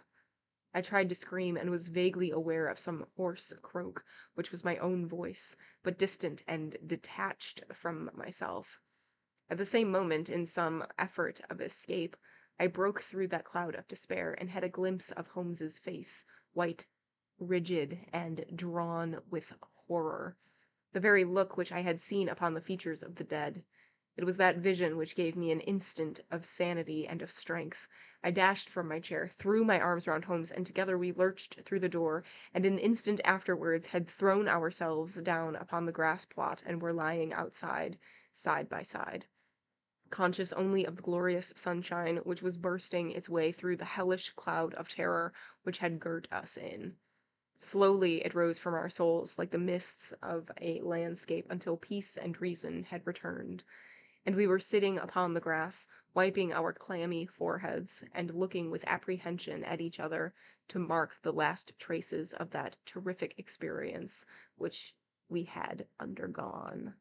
I'm imagining that, like, their faces contorting, almost being like the laughing gas that what's his name? The Joker uses.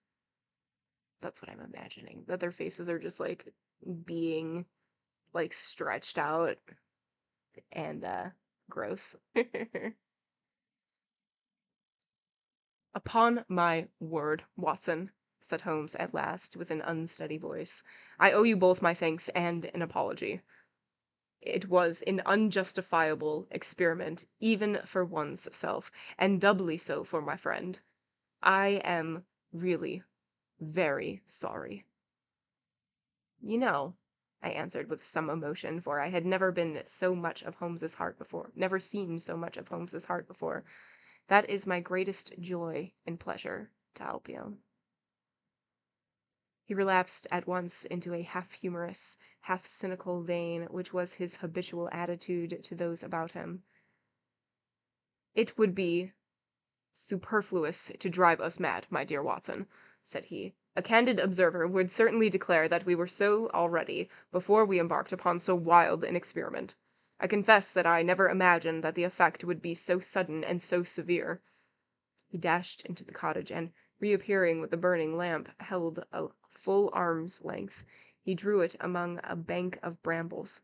We must give the room a little time to clear, I take it, Watson, that you have no longer a shadow of a doubt as to how these tragedies were produced. None whatever. But the cause remains as obscure as before. Come into the arbor here, and let us discuss it together. That villainous stuff seems still to linger around my throat. I think we must admit that all the evidence points to this man, Mortimer Tregennis, having been the criminal in the first tragedy, though he was the victim in the second. We must remember, in the first place, that there is some story of a family quarrel, followed by a reconciliation. How bitter that quarrel may have been, or how hollow the reconciliation, we cannot tell. When I think of Mortimer Tregennis, with the foxy face and the small, shrewd, beady eyes behind the spectacles, he is not a man whom I should judge to be of a particularly forgiving disposition. Well, in the next place, you will remember that this idea of someone moving in the garden, which took our attention for a moment from the real cause of the tragedy, emanated from him. He had a motive in misleading us. Finally, if we did not throw this substance into the fire at the moment of leaving the room, who did so? The affair happened immediately after his departure. Had anyone else come in, the family would certainly have risen from the table. Besides, in peaceful Cornwall, visitors do not arrive after 10 o'clock at night. We may take it, then, that all the evidence points to Mortimer Tregennis as the culprit. Then his own death was suicide? Well, Watson, it is on the face of it a not impossible supposition. The man who had the guilt upon his soul of having brought such a fate upon his own family might well be driven by remorse to inflict it upon himself. There are, however, some cogent reasons against it. Fortunately, there is one man in England who knows all about it, and I have made arrangements by which we shall hear the facts this afternoon from his own lips.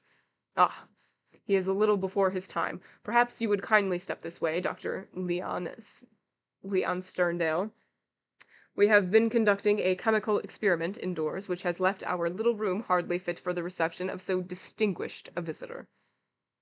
I had heard the click of the garden gate, and now the majestic figure of the great African explorer appeared upon the path. He turned in some surprise towards the rustic arbor in which we sat. You sent for me, Holmes. I had your note about an hour ago, and I have come, though I really do not know why I should obey your summons. Perhaps we can clear the point up before we separate, said Holmes. Meanwhile, I am more obliged to you for your courteous acquiescence. You will excuse this informal reception in the open air, but my friend Watson and I have nearly furnished an additional chapter to what the papers call the Cornish horror, and we prefer a clear atmosphere for the present. Perhaps, since the matter which we have to discuss will affect you personally in a very intimate fashion, it is as well that we should talk where there can be no eavesdropping." The explorer took his cigar from his lips and gazed sternly at my companion. "I am at a loss to know, sir," he said, "what you can have to speak about which affects me personally, in a very intimate fashion." "The killing of Mortimer Tregennis," said Holmes. For a moment I wished that I were armed. Sterndale's fierce face turned to a dusky red, his eyes glared, and the knotted, passionate veins started out of his forehead, while he sprang forward and clenched hands towards my companion. Then he stopped, and with a violent effort he resumed a cold, rigid calmness which was, perhaps, more suggestive of danger than his hot-headed outburst. "I have lived so long among savages and beyond the law," said he, "that I have got into the way of being a law to myself. You would do well, Mr. Holmes, not to forget it, for I have no desire to do you an inquiry." "Nor have I any desire to do you an inquiry, Dr. Sterndale. Surely the clearest proof of it is that, knowing what I know, I have sent for you and not for the police." Sterndale sat down with a gasp, overawed for, perhaps, the first time in his adventurous life. There was a calm assurance of power in Holmes's manner which could not be withstood. Our visitor stammered for a moment, his great hands opening and shutting at his attention. "What do you mean?" he asked at last. "If this is a bluff upon your part, Mr. Holmes, you have chosen a bad man for your experiment. Let us have no more beating about the bush. What do you mean?" "I will tell you," said Holmes, "and the reason why I tell you is that I hope frankness may beget frankness. What my next step may be will depend entirely upon the nature of your own defense." "My defense?" "Yes, sir." "My defense against what?" "Against the charges of killing Mortimer Tregennis." Sterndale mopped his forehead with his handkerchief. "Upon my word, you are getting on," said he. "Do all your successes depend upon this prodigious power of bluff?" "The bluff," said Holmes sternly, "is upon your side, Dr. Leon Sterndale, and not upon mine. As a proof, I will tell you some of the facts upon which my conclusions are based. Of your return from Plymouth, allowing much of your property to go on to Africa, I will say nothing save that it first informed me that you were one of the factors which had to be taken into account in reconstructing this drama. I came back. I have heard your reasons and regard them as unconvincing and inadequate. We will pass that. You came down here to ask me who I suspected. I refused to answer you. You then went on to the vicarage, waited outside for some time, and finally returned to your cottage." "How would you know that?" "I followed you." "I saw no one." "That is what you may expect to see when I follow you. You spent a restless night at your cottage, and you formed certain plans, which in the early morning you proceeded to put into execution. Leaving your door just as day was breaking, you filled your pocket with some reddish gravel that was lying heaped beside your gate." Sterndale gave a violent start and looked at Holmes in amazement. "Then you walked swiftly for a mile which separated you from the vicarage. You were wearing, I may remark, the same pair of ribbed tennis shoes which are at the present moment upon your feet. At the vicarage you passed through the orchard and the side hedge, coming out under the window of the lodger Tregennis. Just mixing up all the letters in his name. It was now daylight, but the household was not yet stirring. You drew some of the gravel from your pocket, and you threw it up at the window above you." Sterndale sprang to his feet. "I believe that you are the devil himself," he said.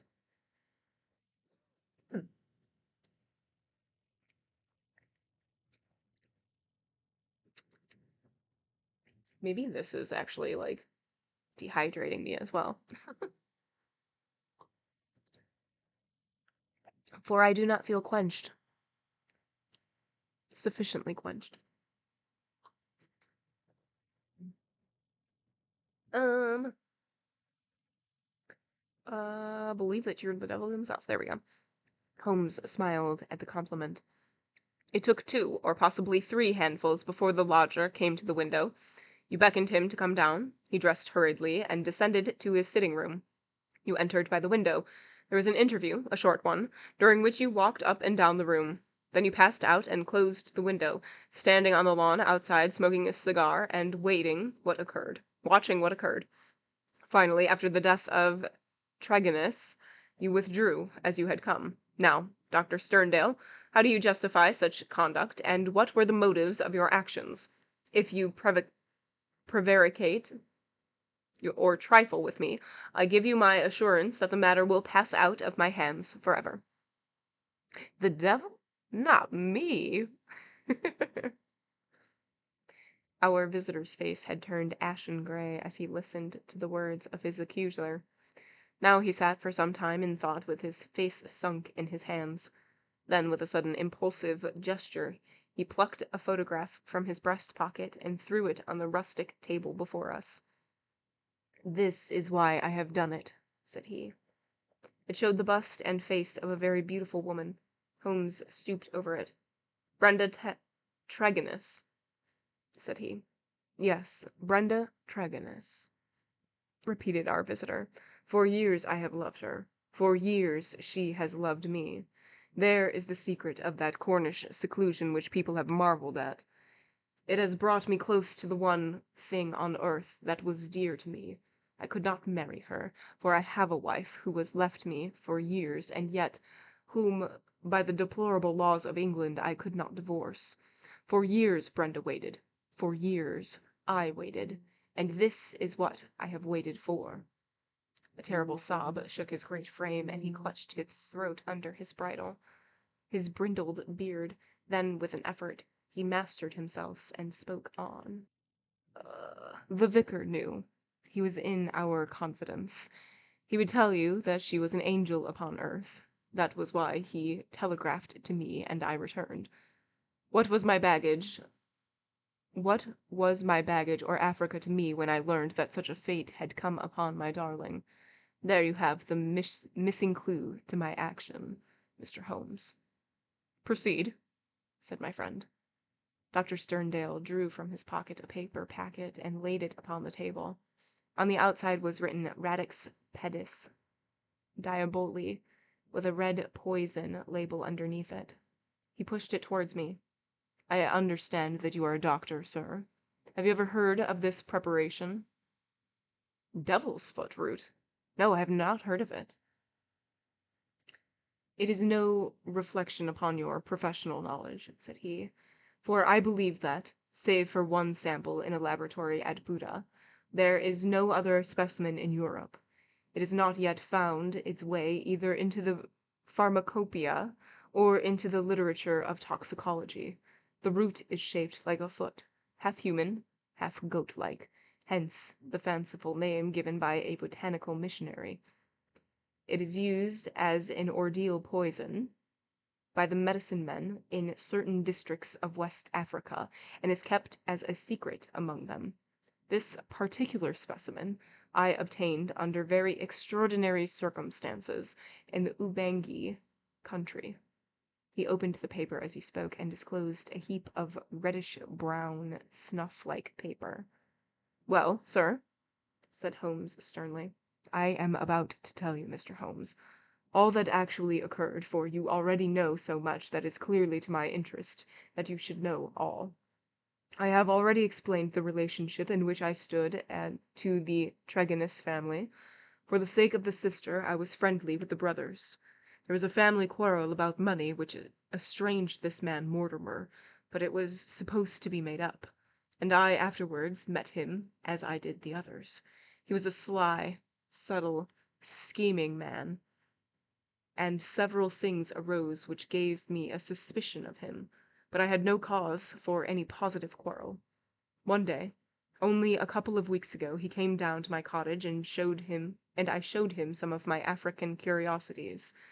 Among other things, I exhibited this powder, and I told him of its strange properties, how it stimulates those brain centers which control the emotion of fear, and how either madness or death is the fate of the unhappy native who is subjected to the ordeal by the priest of his tribe. I told him also how powerless European science would be to detect it. How he took it I cannot say, for I never left the room.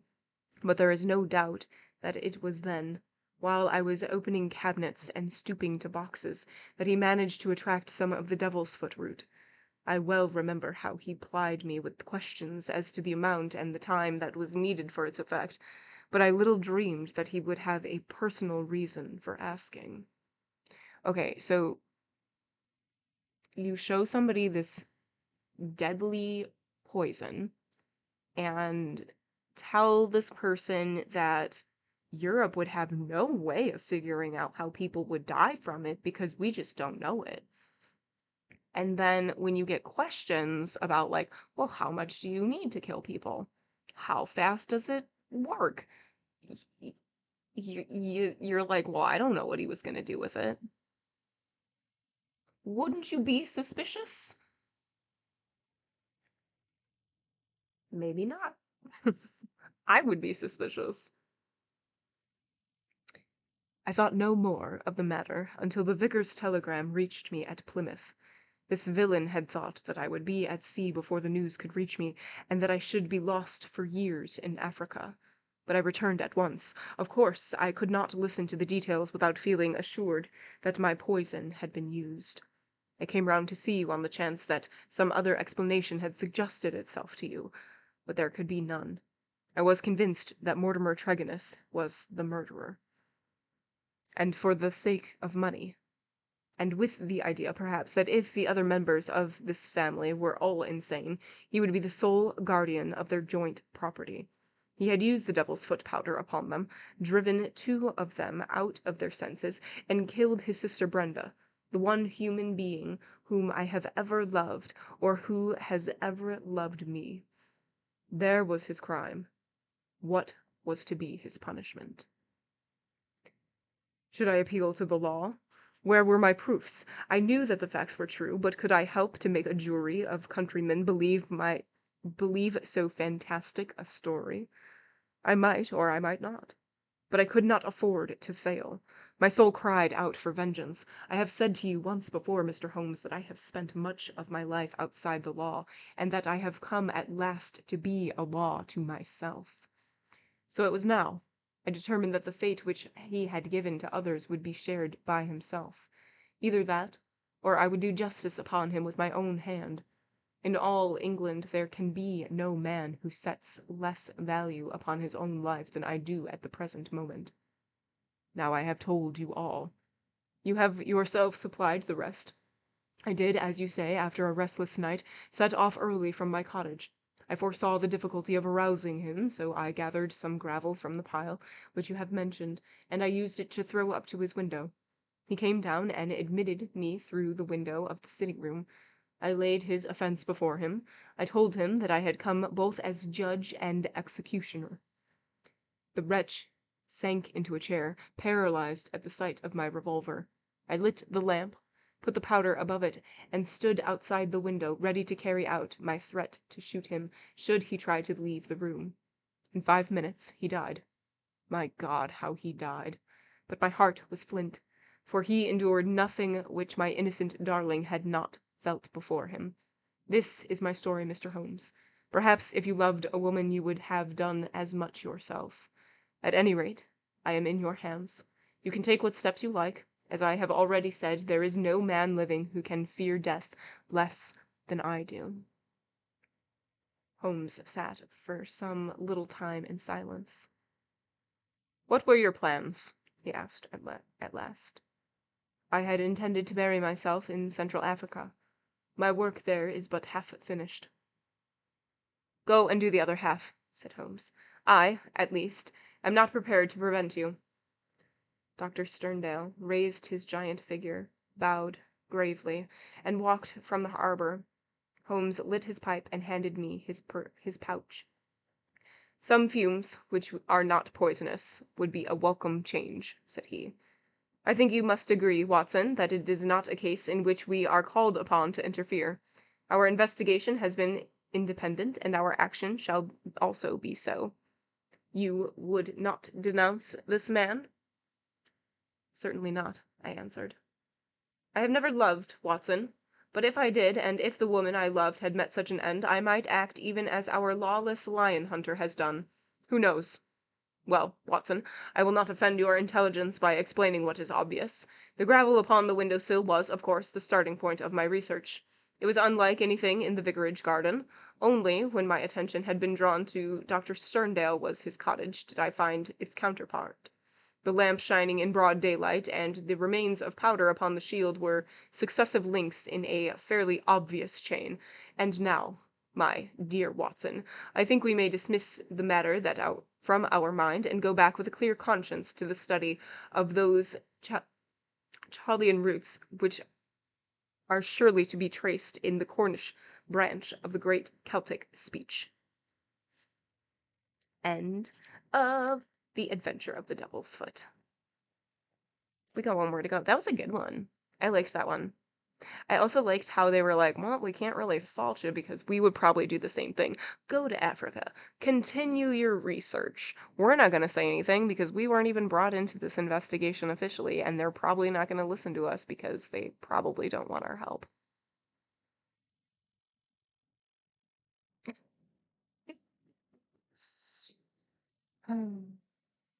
I liked it.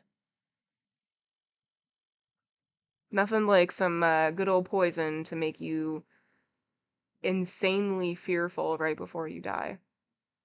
Nothing like it. Nom nom. Okay. We got one more. All right. The last one. Super exciting.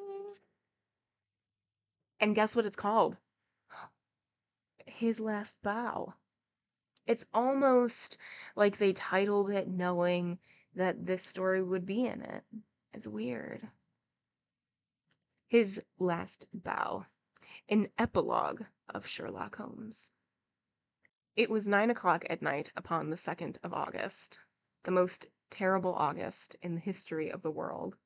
One might have thought already that God's curse hung heavy over a degenerate world, for there was an awesome hush and a feeling of vague expectancy in the sultry and stagnant air.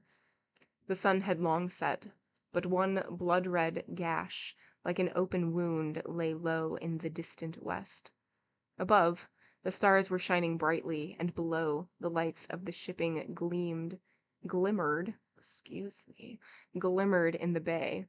The two famous Germans stood beside the stone parapet of the garden walk, with the low, heavily gabled house behind them, and they looked down upon the broad sweep of the beach, at the foot of the dark chalk cliff on which Von Bork, what a name, like some wandering eagle, had perched himself 4 years before. They stood with their heads close together, talking in low, confidential tones. From below the two glowing ends of their cigars might have been the smoldering eyes of some malignant fiend looking down in the darkness. A remarkable man, this Von Bork, a man who could hardly be matched among all the devoted agents of the Kaiser. It was his talents which had first recommended him for the English mission, the most important mission of all. But since he had taken it over, those talents had become more and more manifest to the half-dozen people in the world who were really in touch with the truth. One of these was his present companion, Baron von Herling, the chief secretary of the legation, whose huge 100-horsepower Benz car was blocking the country lane as it waited to waft its owner back to London. "So far as I can judge the trend of London, you will probably be back in Berlin within the week," the secretary was saying. When you get there, my dear von Bork, I think you will be surprised at the welcome you will receive. I happen to know what is thought in the highest quarters of your work in the country." He was a huge man, the secretary, deep, broad, and tall, with a low, heavy fashion of speech which had been his main asset in his political career. Von Bork laughed. "They are not very hard to deceive," he remarked. "A more docile, simple folk could not be imagined." I do not know about that," said the other thoughtfully. "They have strange limits, and one must learn to observe them. It is that surface simplicity of theirs which makes a trap for the stranger. One's first impression is that they are entirely soft. Then one comes suddenly upon something very hard, and you know that they have reached the limit and must adapt yourself to the fact. They have, for example, their insular conventions which simply must be observed." "Meaning good form, and that sort of thing?" Von Bork sighed, as one who had suffered much. "Meaning British prejudice in all its odd manifestations. As an example, I may quote one of my own worst blunders. I can afford to talk of my blunders, for you know my work well enough to be aware of my successes. It was on my first arrival. I was invited to a week-end gathering at the country house of a cabinet minister. The conversation was amazingly indiscreet." Von Bork nodded. "I've been there," he said dryly. "Exactly. Well, I naturally sent a resume of the information to Berlin. Unfortunately, our good Chancellor is a little heavy-handed in these matters, and he transmitted a remark which showed that he was aware of what had been said. This, of course, took the trail straight up to me. You've no idea the harm that it did me. There was nothing soft about our British hosts on that occasion, I can assure you. I was 2 years living it down. Now you, with this sporting pose of yours— No, no, don't call it a pose. A pose is an artificial thing. This is quite natural. I am a born sportsman. I enjoy it." "Well, that makes it more effective. You yacht against them, you hunt with them, you play polo, you match them in every game, your four-in-hand takes the prize at Olympia. I have even heard that you go the length of boxing with the young officers. What is the result? Nobody takes you seriously. You are a good sport, quite a decent fellow for a German. A hard-drinking, night-club, knock-about-town, devil-may-care young fellow. And all the time this quiet country house of yours is the center of half the mischief in England. And the sporting squire, the most astute Secret Service man in Europe. Genius, my dear von Bork. Genius." "You flatter me, Baron, but certainly I may claim that my 4 years in the country have been more unproductive. I've never shown you my little store. Would you mind stepping in for a moment?" The door of the study opened straight on to the terrace. Von Bork pushed it back, and, leading the way, he clicked the switch of the electric light. He then closed the door behind the bulky form which followed him and carefully adjusted the heavy curtain over the latticed window. Only when all these precautions had been taken and tested did he turn his sunburned aquiline face to the guest. A lot of people are sunburned in these stories. Sunscreen, people, you gotta protect yourself. "Some of my papers have gone," said he. "When my wife and the household left yesterday for Flushing, they took the less important with them. I must, of course, claim the protection of the embassy for the others." "Your name has already been filed as one of the personal suite. There will be no difficulties for you or your baggage. Of course, it is just possible that we may not have to go. England may leave France to her fate. You are sure that there is no binding treaty between them? And Belgium?"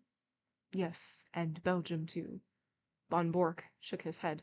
"I don't see how that could be. There is a definite treaty there. She could never recover from such a humiliation. She would at least have peace for the moment. But her honor? Tut, my dear sir, we live in a uti- utilitarian age. Excuse me. Honor is a medieval conception.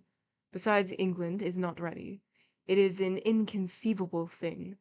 But even our special war tax of 50 million, which one would think made our purpose as clear as if he had advertised it on the front page of the Times, has not roused these people from their slumbers. Here and there one hears a question. It is my business to find an answer. Here and there also is an irritation. It is my business to soothe. But I can assure you that so far as the essentials go, the storage of munitions, the preparation for submarine attack, the arrangements for making high explosives, nothing is prepared. How then can England come in, especially when we have stirred her up such a devil's brew of Irish civil war, window breaking, furies, and God knows what to keep her thoughts at home? She must think of her future. Ah, that is another matter. I fancy that in the future we have our own very definite plans about England, and that your information will be very vital to us. It is today or tomorrow with Mr. John Bull. If he prefers today, we are perfectly ready. If it is tomorrow, we shall be more ready still. I should think they should be wiser to fight with allies than without them. But that is their own affair. This week is their week of destiny. But you were speaking of your papers, he said in his armchair, with the light shining upon his broad, bald head, while he puffed sedately, the word was broken between two lines, sedately at his cigar. The large oak-paneled, book-lined room had a curtain hung in the further corner. When this was drawn, it disclosed a large brass-bound safe. Von Bork detached a small key from his watch chain, and after some considerable manipulation of the lock, he swung open the heavy door. "Look," he said, standing clear with a wave of his hand. The light shone vividly into the opened safe, and the secretary of the embassy gazed with absorbed interest at the rows of stuffed pigeonholes with which it was furnished. Each pigeonhole had its label, and his eyes, as he glanced along them, read a long series of such titles as Fords, Harbor Defenses, Airplanes, Ireland, Egypt, Portsmouth, the Channel, Rosyth, and a score of others. Each compartment was bristling with papers and plans. "Colossal," said the secretary, putting down his cigar. He softly clapped his fat hands. "And all in 4 years, Baron. Not such a bad show for the hard-drinking, hard-riding country squire. But the gem of my collection is coming, and there is the setting all ready for it." He pointed to a space over which "Naval Signals" was printed. "But you have a good dossier there already. Out of date and waste paper. The Admiralty, in some way, got the alarm, and every code has been changed. It was a blow, Baron, the worst setback in my whole campaign, but thanks to my check-book and the good Altamont, all will be well tonight." The Baron looked at his watch and gave a guttural exclamation of disappointment. "Well, I really can wait longer. You can imagine that things are moving at present in Carlton Terrace, and that we have all to be at our posts. I had hoped to be able to bring news of your great coup. Did Altamont name no hour?" Von Bork pushed over the telegram. "Will come without fail tonight and bring new sparking plugs. Signed, Altamont." "Sparking plugs, eh?" "You see, he poses as a motor expert, and I keep a full garage. In our code, everything likely to come up is named after some spare part. If he talks of a radiator, it is a battleship. of an oil pump, a cruiser, and so on. Sparking plugs are naval signals. From Portsmouth at midday, said the secretary, examining the superscription. By the way, what did you give him? £500 for this particular job. Of course, he has a salary as well. The greedy rogue. They are useful, these traders, but I grudge them their blood money. I grudge Altamont nothing. He is a wonderful worker, if I pay him well. At least he delivers the goods, to use his own phrases. Besides, he is not a traitor. I assure you that our most pan-Germanic junker is a sucking dove in his feelings towards England as compared with a real bitter Irish-American. Oh, an Irish-American. If you heard him talk, you would no doubt it. Sometimes, I assure you, I can hardly understand him. He seems to have declared war on the king's English as well as on the English king. Must you really go? He may be here any moment. No, I'm sorry. But I have already overstayed my time. We shall expect you early tomorrow, and when you get that signal book through the little door on the Duke of York's step, you can put a triumphant finis on your record in England. What, Tokay? He indicated a heavily sealed, dust-covered bottle, which stood with two high glasses over a salver. May I offer you a glass before your journey? No, thanks, but it looks like revelry. Altamont has a nice taste in wines, and he took a fancy to my Tokay. He is a touchy fellow and needs humoring in small things. I have to study him, I assure you. They had strolled out onto the terrace again, and along it to the further end, where at a touch from the Baron's chauffeur the great car shivered and chuckled. Those are the lights of Harwich, I suppose. Oh, wrong voice. Those are the lights of Harwich, I suppose, said the secretary, putting on his dust coat. How still and peaceful it all seems. There may be other lights within this week, and the English coast a less tranquil place. The heavens, too, may not be quite so peaceful if all that the good Zeppelin promises us comes true. By the way, who is that? Only one window showed a light behind him. In it there stood a lamp, and beside it, seated at a table, was a dear old ruddy-faced woman in a country cap. She was bending over her knitting and stopping occasionally to stroke a large black cat upon a stool beside her. That is Martha, the only servant I have left. The secretary chuckled. She might almost personify Britannia, said he, with her complete self-absorption and general air of comfortable somnolence. Well, au revoir, Von Borg. With a final wave of his hand, he sprang into the car, and a moment later the two golden cones from the headlights shot forward through the darkness. The secretary lay back in the cushions of the luxurious limousine, with his thoughts so full of the impending European tragedy that he hardly observed that as his car swung round the village street, it nearly passed over a little Ford coming in the opposite direction. Von Bork walked slowly back to the study when the last gleams of the motor lamps had faded into the distance. As he passed, he observed that his old housekeeper had put out her lamp and retired. It was a new experience to him, the silence and darkness of his widespread house, for his family and housekeeper and household had been a large one. It was a relief to him, however, to think that they were all in a safety, and that, but for that one old woman who had lingered in the kitchen, he had the whole place to himself. There was a good deal of tidying up to do inside his study, and he set himself to do it until his keen, handsome face was flushed with the heat of burning papers. A leather valise stood beside his table, and into this he began to pack very neatly and systematically the precious contents of his safe. He had hardly got started with the work, however, when his quick ears caught the sound of a distant car. Instantly he gave an exclamation of satisfaction, strapped up the valise, shut the safe, locked it, and hurried out onto the terrace. He was just in time to see the lights of a small car come to a halt at the gate. A passenger sprang out of it and advanced swiftly towards him, while the chauffeur, a heavily built, elderly man with a gray mustache, settled down like one who resigns himself to a long vigil. "Well?"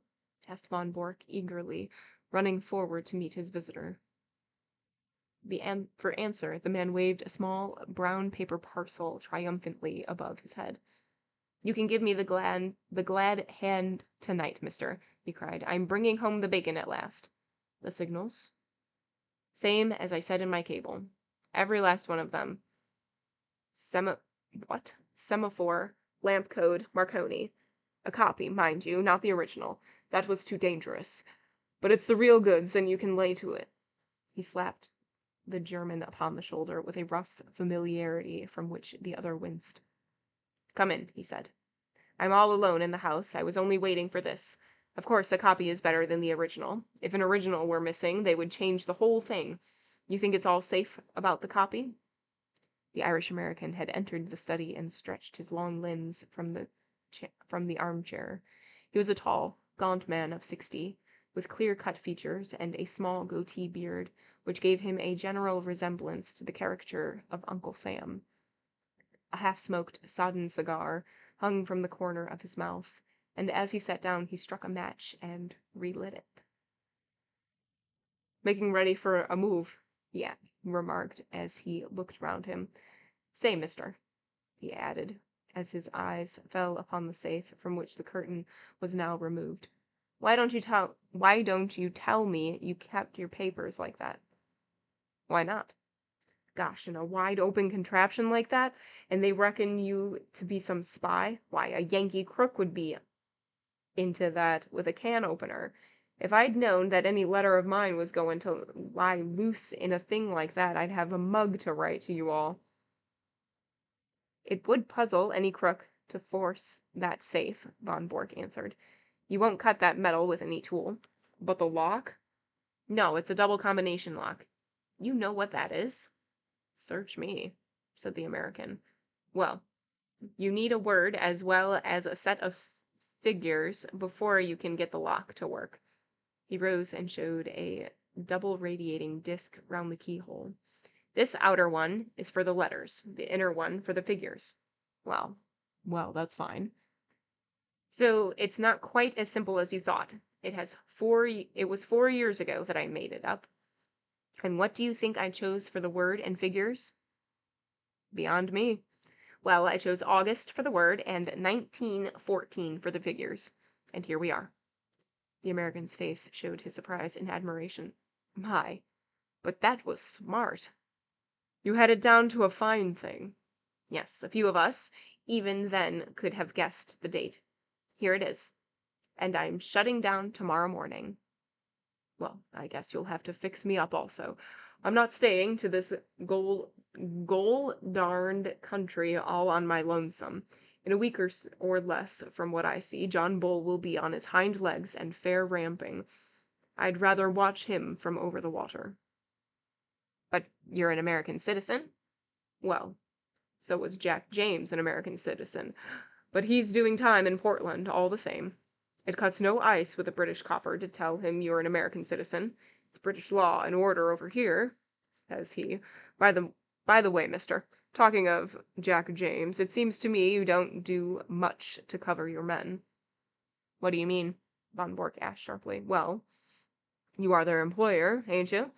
It's up to you to see that they don't fall down. But they do fall down. And when did you ever pick them up? There's James. It was James's own fault. You know that yourself. He was too self-willed for the job. James was a bonehead, I give you that. Then there was Hollis. That man was mad. Well, he went a bit woozy towards the end. It's enough to make a man bug house when he has to play a part from morning to night with 100 guys all ready to set the coppers wise to him. But now there is Steiner." Von Bork started violently, and his ruddy face turned a shade paler. "What about Steiner?" "Well, they've got him, that's all. They raided his store last night, and he and his papers are all in Portsmouth jail. You'll go off, and he, poor devil, will have to stand the racket, and lucky if he gets off with his life. That's why. I want to get over the water as soon as you do." Von Bork was a strong, self-contained man, but it was easy to see that the news had shaken him. "How could they have got on to Steiner?" he muttered. "That's the worst blow yet." "Well, you nearly had a worse one, for I believe they are not far off me." "You don't mean that?" "Sure thing. My landlady down Fratton way had some inquiries, and when I heard of it I guessed it was time for me to hustle. And what I want to know, mister, is how the coppers know these things. Steiner is the fifth man you've lost since I signed on with you, and I know the name of the sixth if I don't get a move on. How do you explain it? And ain't you ashamed to see your men go down this way?" Von Bork flushed crimson. "How dare you speak to me in such a way?" If I didn't dare things, mister, I wouldn't be in your service. But I'll tell you straight what is in my mind. I've heard that with you German politicians, when an agent has done his work, you are not sorry to see him put away." Von Bork sprang to his feet. "Do you dare to suggest that I have given away my own agents?" "I don't stand for that, mister. But there's a stool pigeon for a cross somewhere, and it's up to you to find out where it is. Anyhow, I am taking no more chances. It's me for Little Holland, and the sooner the better." Von Bork had mastered his anger. "We have been allies too long to quarrel now at the very hour of victory," he said. "You've done splendid work and taken risks, and I can't forget it. By all means go to Holland, and you can get a boat from Rotterdam to New York. No other line will be safe a week from now. I'll take that book and pack it with the rest." The American held a small parcel in his hand, but made no motion to give it up. "So, where is Sherlock and where is Watson?" I'm like waiting for them to like jump out or for them to like rip off their mask or disguise and be like, "It's me. We gotcha, you crook." Is that gonna happen? I don't know. Okay. Mm. The American held a small parcel in his hand, but made to motion to give it up. "What about the dough?" he asked. "The what?" "The boodle. The reward. The £500. The gunner turned damn nasty at the last, and I had to square him with an extra $100, or it would have been Nitsky for you and me. Nothin' doin', says he, and he meant it too, but the last 100 did it. It cost me £200 from first to last, so it isn't likely I'll give it up without getting my wad." Yeah, exactly. You gotta save it for the perfect moment. They can't just like jump out and be like, "Surprise! Happy birthday!" You know? I get it. Von Bork smiled with some bitterness. "You don't seem to have a very high opinion of my honor," said he. "You want the money before you can give up the book. Well, mister, it is a business proposition. All right, have it your way." He sat down at the table and scribbled a check, which he tore from the book, but he refrained from handing it to his companion. "After all, since we are to be on such terms, Mr. Altamont," said he, "I don't see why I should trust you any more than you trust me. Do you understand?" he added, looking back over his shoulder at the American. "There's the check upon the table. I claim the right to examine that parcel before you pick the money up." The American passed it over without a word. Von Bork undid a winding of string and 2 wrappers of paper. Then he sat gazing for a moment in silent amazement at a small blue book which lay before him. Across the cover was printed in gold letters, "Practical Handbook of Bee Culture." Only for one instant did the master spy glare at this strangely irrelevant inscription. The next he was gripped at the back of his neck by a grasp of iron, and a chloroformed sponge was held in front of his writhing face. I just had to wait a minute. "Another glass, Watson," said Sherlock Holmes as he extended the bottle of Imperial Tokay. The thick-set chauffeur, who had seated himself at the table, pushed forward his glass with some eagerness. "It is a fine wine, Holmes." "A remarkable wine, Watson. Our friend upon the sofa has assured me that it is from Franz Joseph, special cellar at the Schönbrunn Palace. Might I trouble you to open the window, for chloroform vapor does not help the palate." The safe was ajar, and Holmes, standing in front of it, was removing dossier after dossier, swiftly examining each and then packing it neatly in von Bork's valise.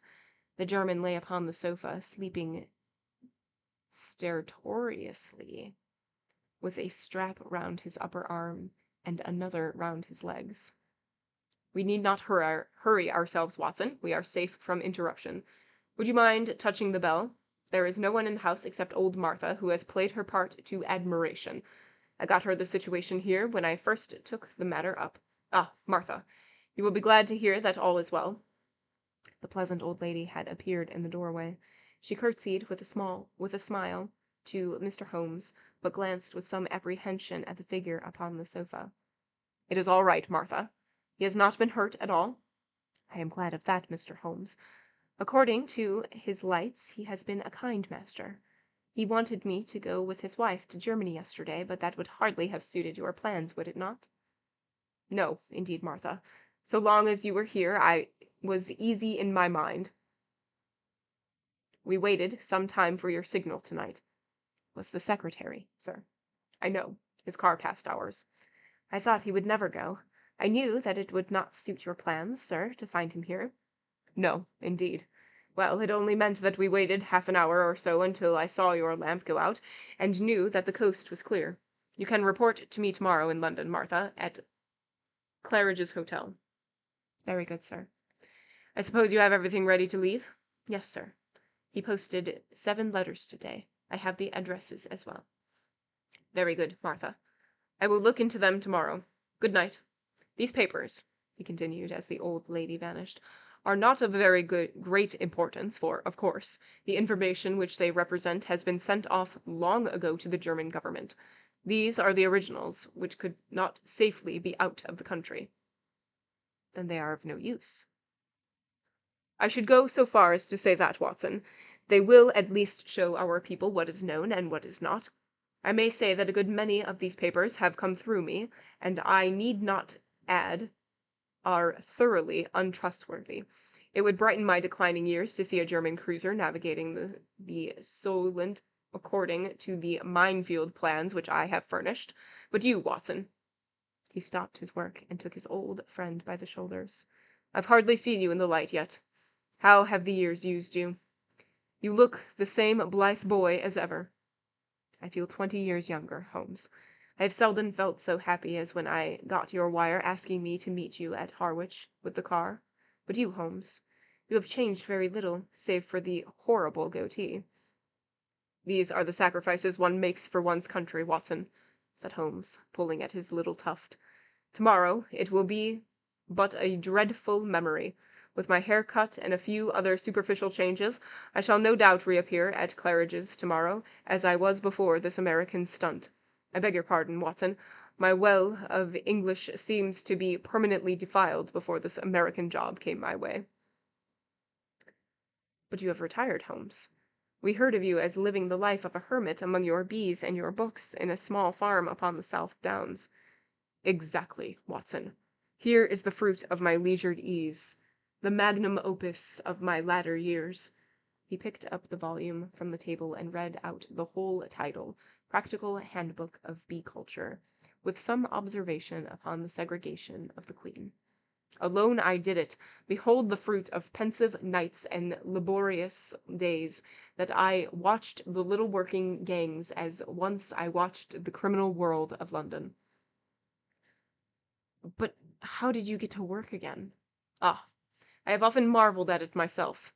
The foreign minister alone I could have withstood, but when the premier also deigned to visit my humble roof— that is, Watson, that this gentleman upon the sofa was a bit too good for our people.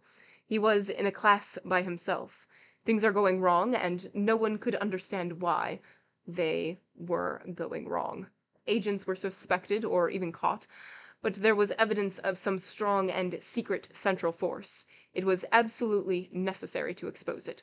Strong pressure was brought upon me to look into the matter. It has cost me 2 years, Watson, but they have not been devoid of excitement. When I say that I started my pilgrimage at Chicago, graduated in an Irish secret society at Buffalo, gave serious trouble to the constabulary at Skiddabareen, and so eventually caught the eye of a subordinate agent of von Bork, who recommended me as a likely man, you will realize that the matter was complex. Since then, I have been honored by his confidence, which was not prevented most of his plans going subtly wrong, and 5 of the best agents being in prison. Well, sir, I hoped that you are none for the worse. The last remark was addressed to von Bork himself, who after much gasping and blinking had lain quietly listening to Holmes's statement. He broke out now into a furious stream of German invectives, his face convulsed with passion. Holmes continued his swift investigation of documents while his prisoner cursed and swore.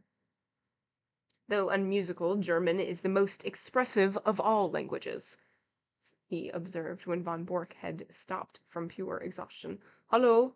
Hallo! He added, as he looked hard at the corner of tracing before putting it in the box. This should put another bird in the cage. I had no idea that the paymaster was such a rascal, though I have long had an eye upon him. Mr. von Bork, you have a great deal to answer for. The prisoner had raised himself with some difficulty upon the sofa, and was staring with a strange mixture of amazement and hatred at his captor. I shall get level with you, Altamont, he said. I shall get level with you, Altamont, he said, speaking with slow deliberation. If it takes me all my life, I shall get level with you. The old, sweet song, said Holmes. How often have I heard it in days gone by. It was a favorite ditty of the late lamented Professor Moriarty. Colonel Sebastian Moran has also been known to warble it, and yet I live and keep bees upon the South Downs.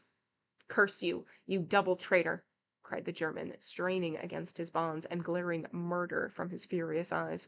No, no, it is not so bad as that, said Holmes, smiling. As my speech surely shows you, Mr. Altamont of Chicago had no existence, in fact. I used him, and he is gone. Then who are you? It is really immaterial who I am, but since the matter seems to interest you, Mr. von Bork, I may say that this is not my first acquaintance with the members of your family. I have done a good deal of business in Germany in the past, and my name is probably familiar to you. I would wish to know it, said the Prussian grimly. It was I who brought about the separation between Irene Adler and the late King of Bohemia when your cousin Heinrich was the imperial envoy.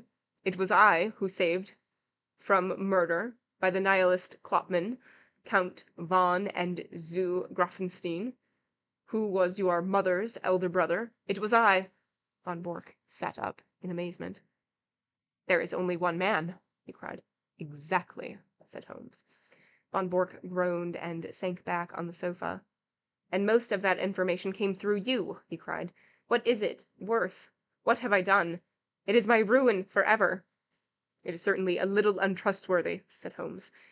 It will require some checking, and you have little time to check it.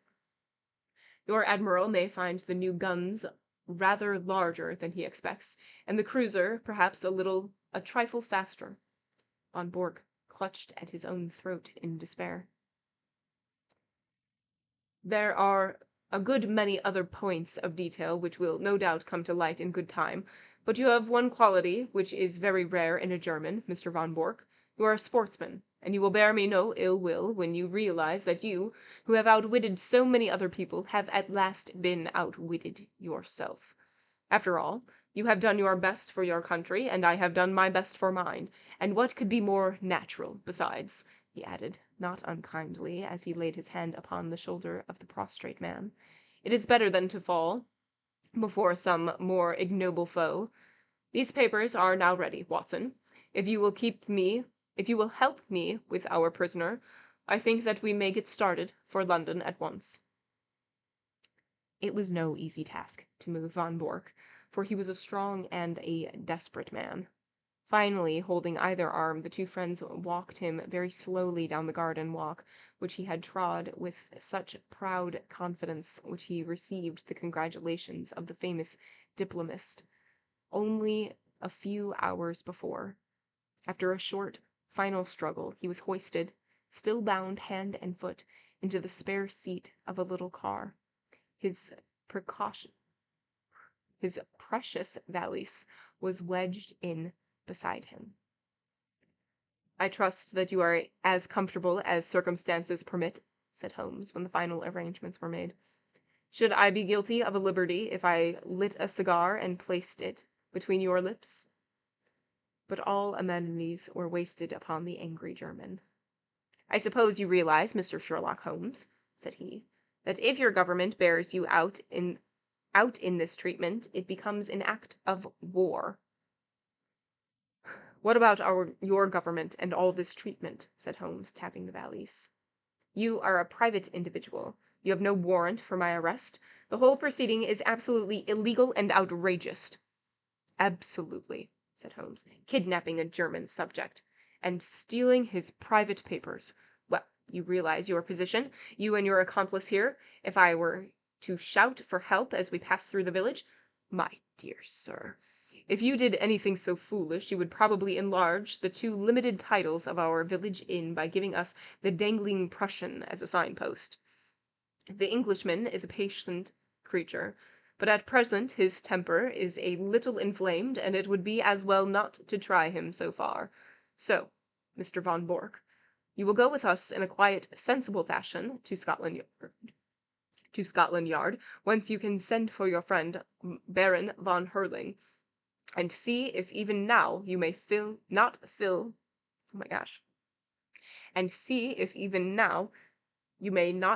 that place which has reserved for you in the ambassadorial suite. As to you, Watson, you are joining us with our old service, as I understand, so London won't be out of your way. Stand with me here upon the terrace, for it may be the last quiet talk that we shall ever have." The two friends chatted in intimate converse for a few minutes, recalling once again the days of the past, while their prisoner, vainly wriggling to undo the bonds that held him, as they turned to the car, Holmes pointed back to the moonlit sea and shook a thoughtful head. So I love that they have Von Bork just like tied up, and Sherlock is like, "Watson, let's catch up." And so they catch up like outside as he's like struggling in the back seat, trying to get out. That's great. "There's an east wind coming, Watson." "Think not, Holmes. It is very warm." "Good old Watson. You are the one fixed point in a changing age. There's an east wind coming all the same. Such a wind as never blew on England yet. It will be cold and bitter, Watson, and a good many of us may wither before its blast. But it's God's own wind, none the less, and a cleaner, better, stronger land will lie in the sunshine when the storm has cleared. Start her up, Watson, for it's time that we were on our way. I have a cheque for £500 which should be cashed early, for the drawer is quite capable of stopping it if he can." And that is the end of his last bow. So that one was told differently. Kind of cool. It was like undercover surprise action, and then we get like all of the details afterwards of what's happening. You just know that like mysterious country secrets are being passed back and forth. That was nice. I liked it. And so, end of the last bow, which means that's going to be the end of our Shakespeare stint. And we are going to move on. We're going to start getting a little spoopy. So yeah, I'm excited. We're going to start getting spoopy. We're going to read some Frankenstein. Very excited. Very excited. So yes, that's going to be the end of tonight. I hope you all had a great night. I hope you continue to have a great night. As always, whether you lurk, whether you chat, I 1000% appreciate you, and I 1000% appreciate your support. If I don't see you next time, I hope to see you very soon. Bye!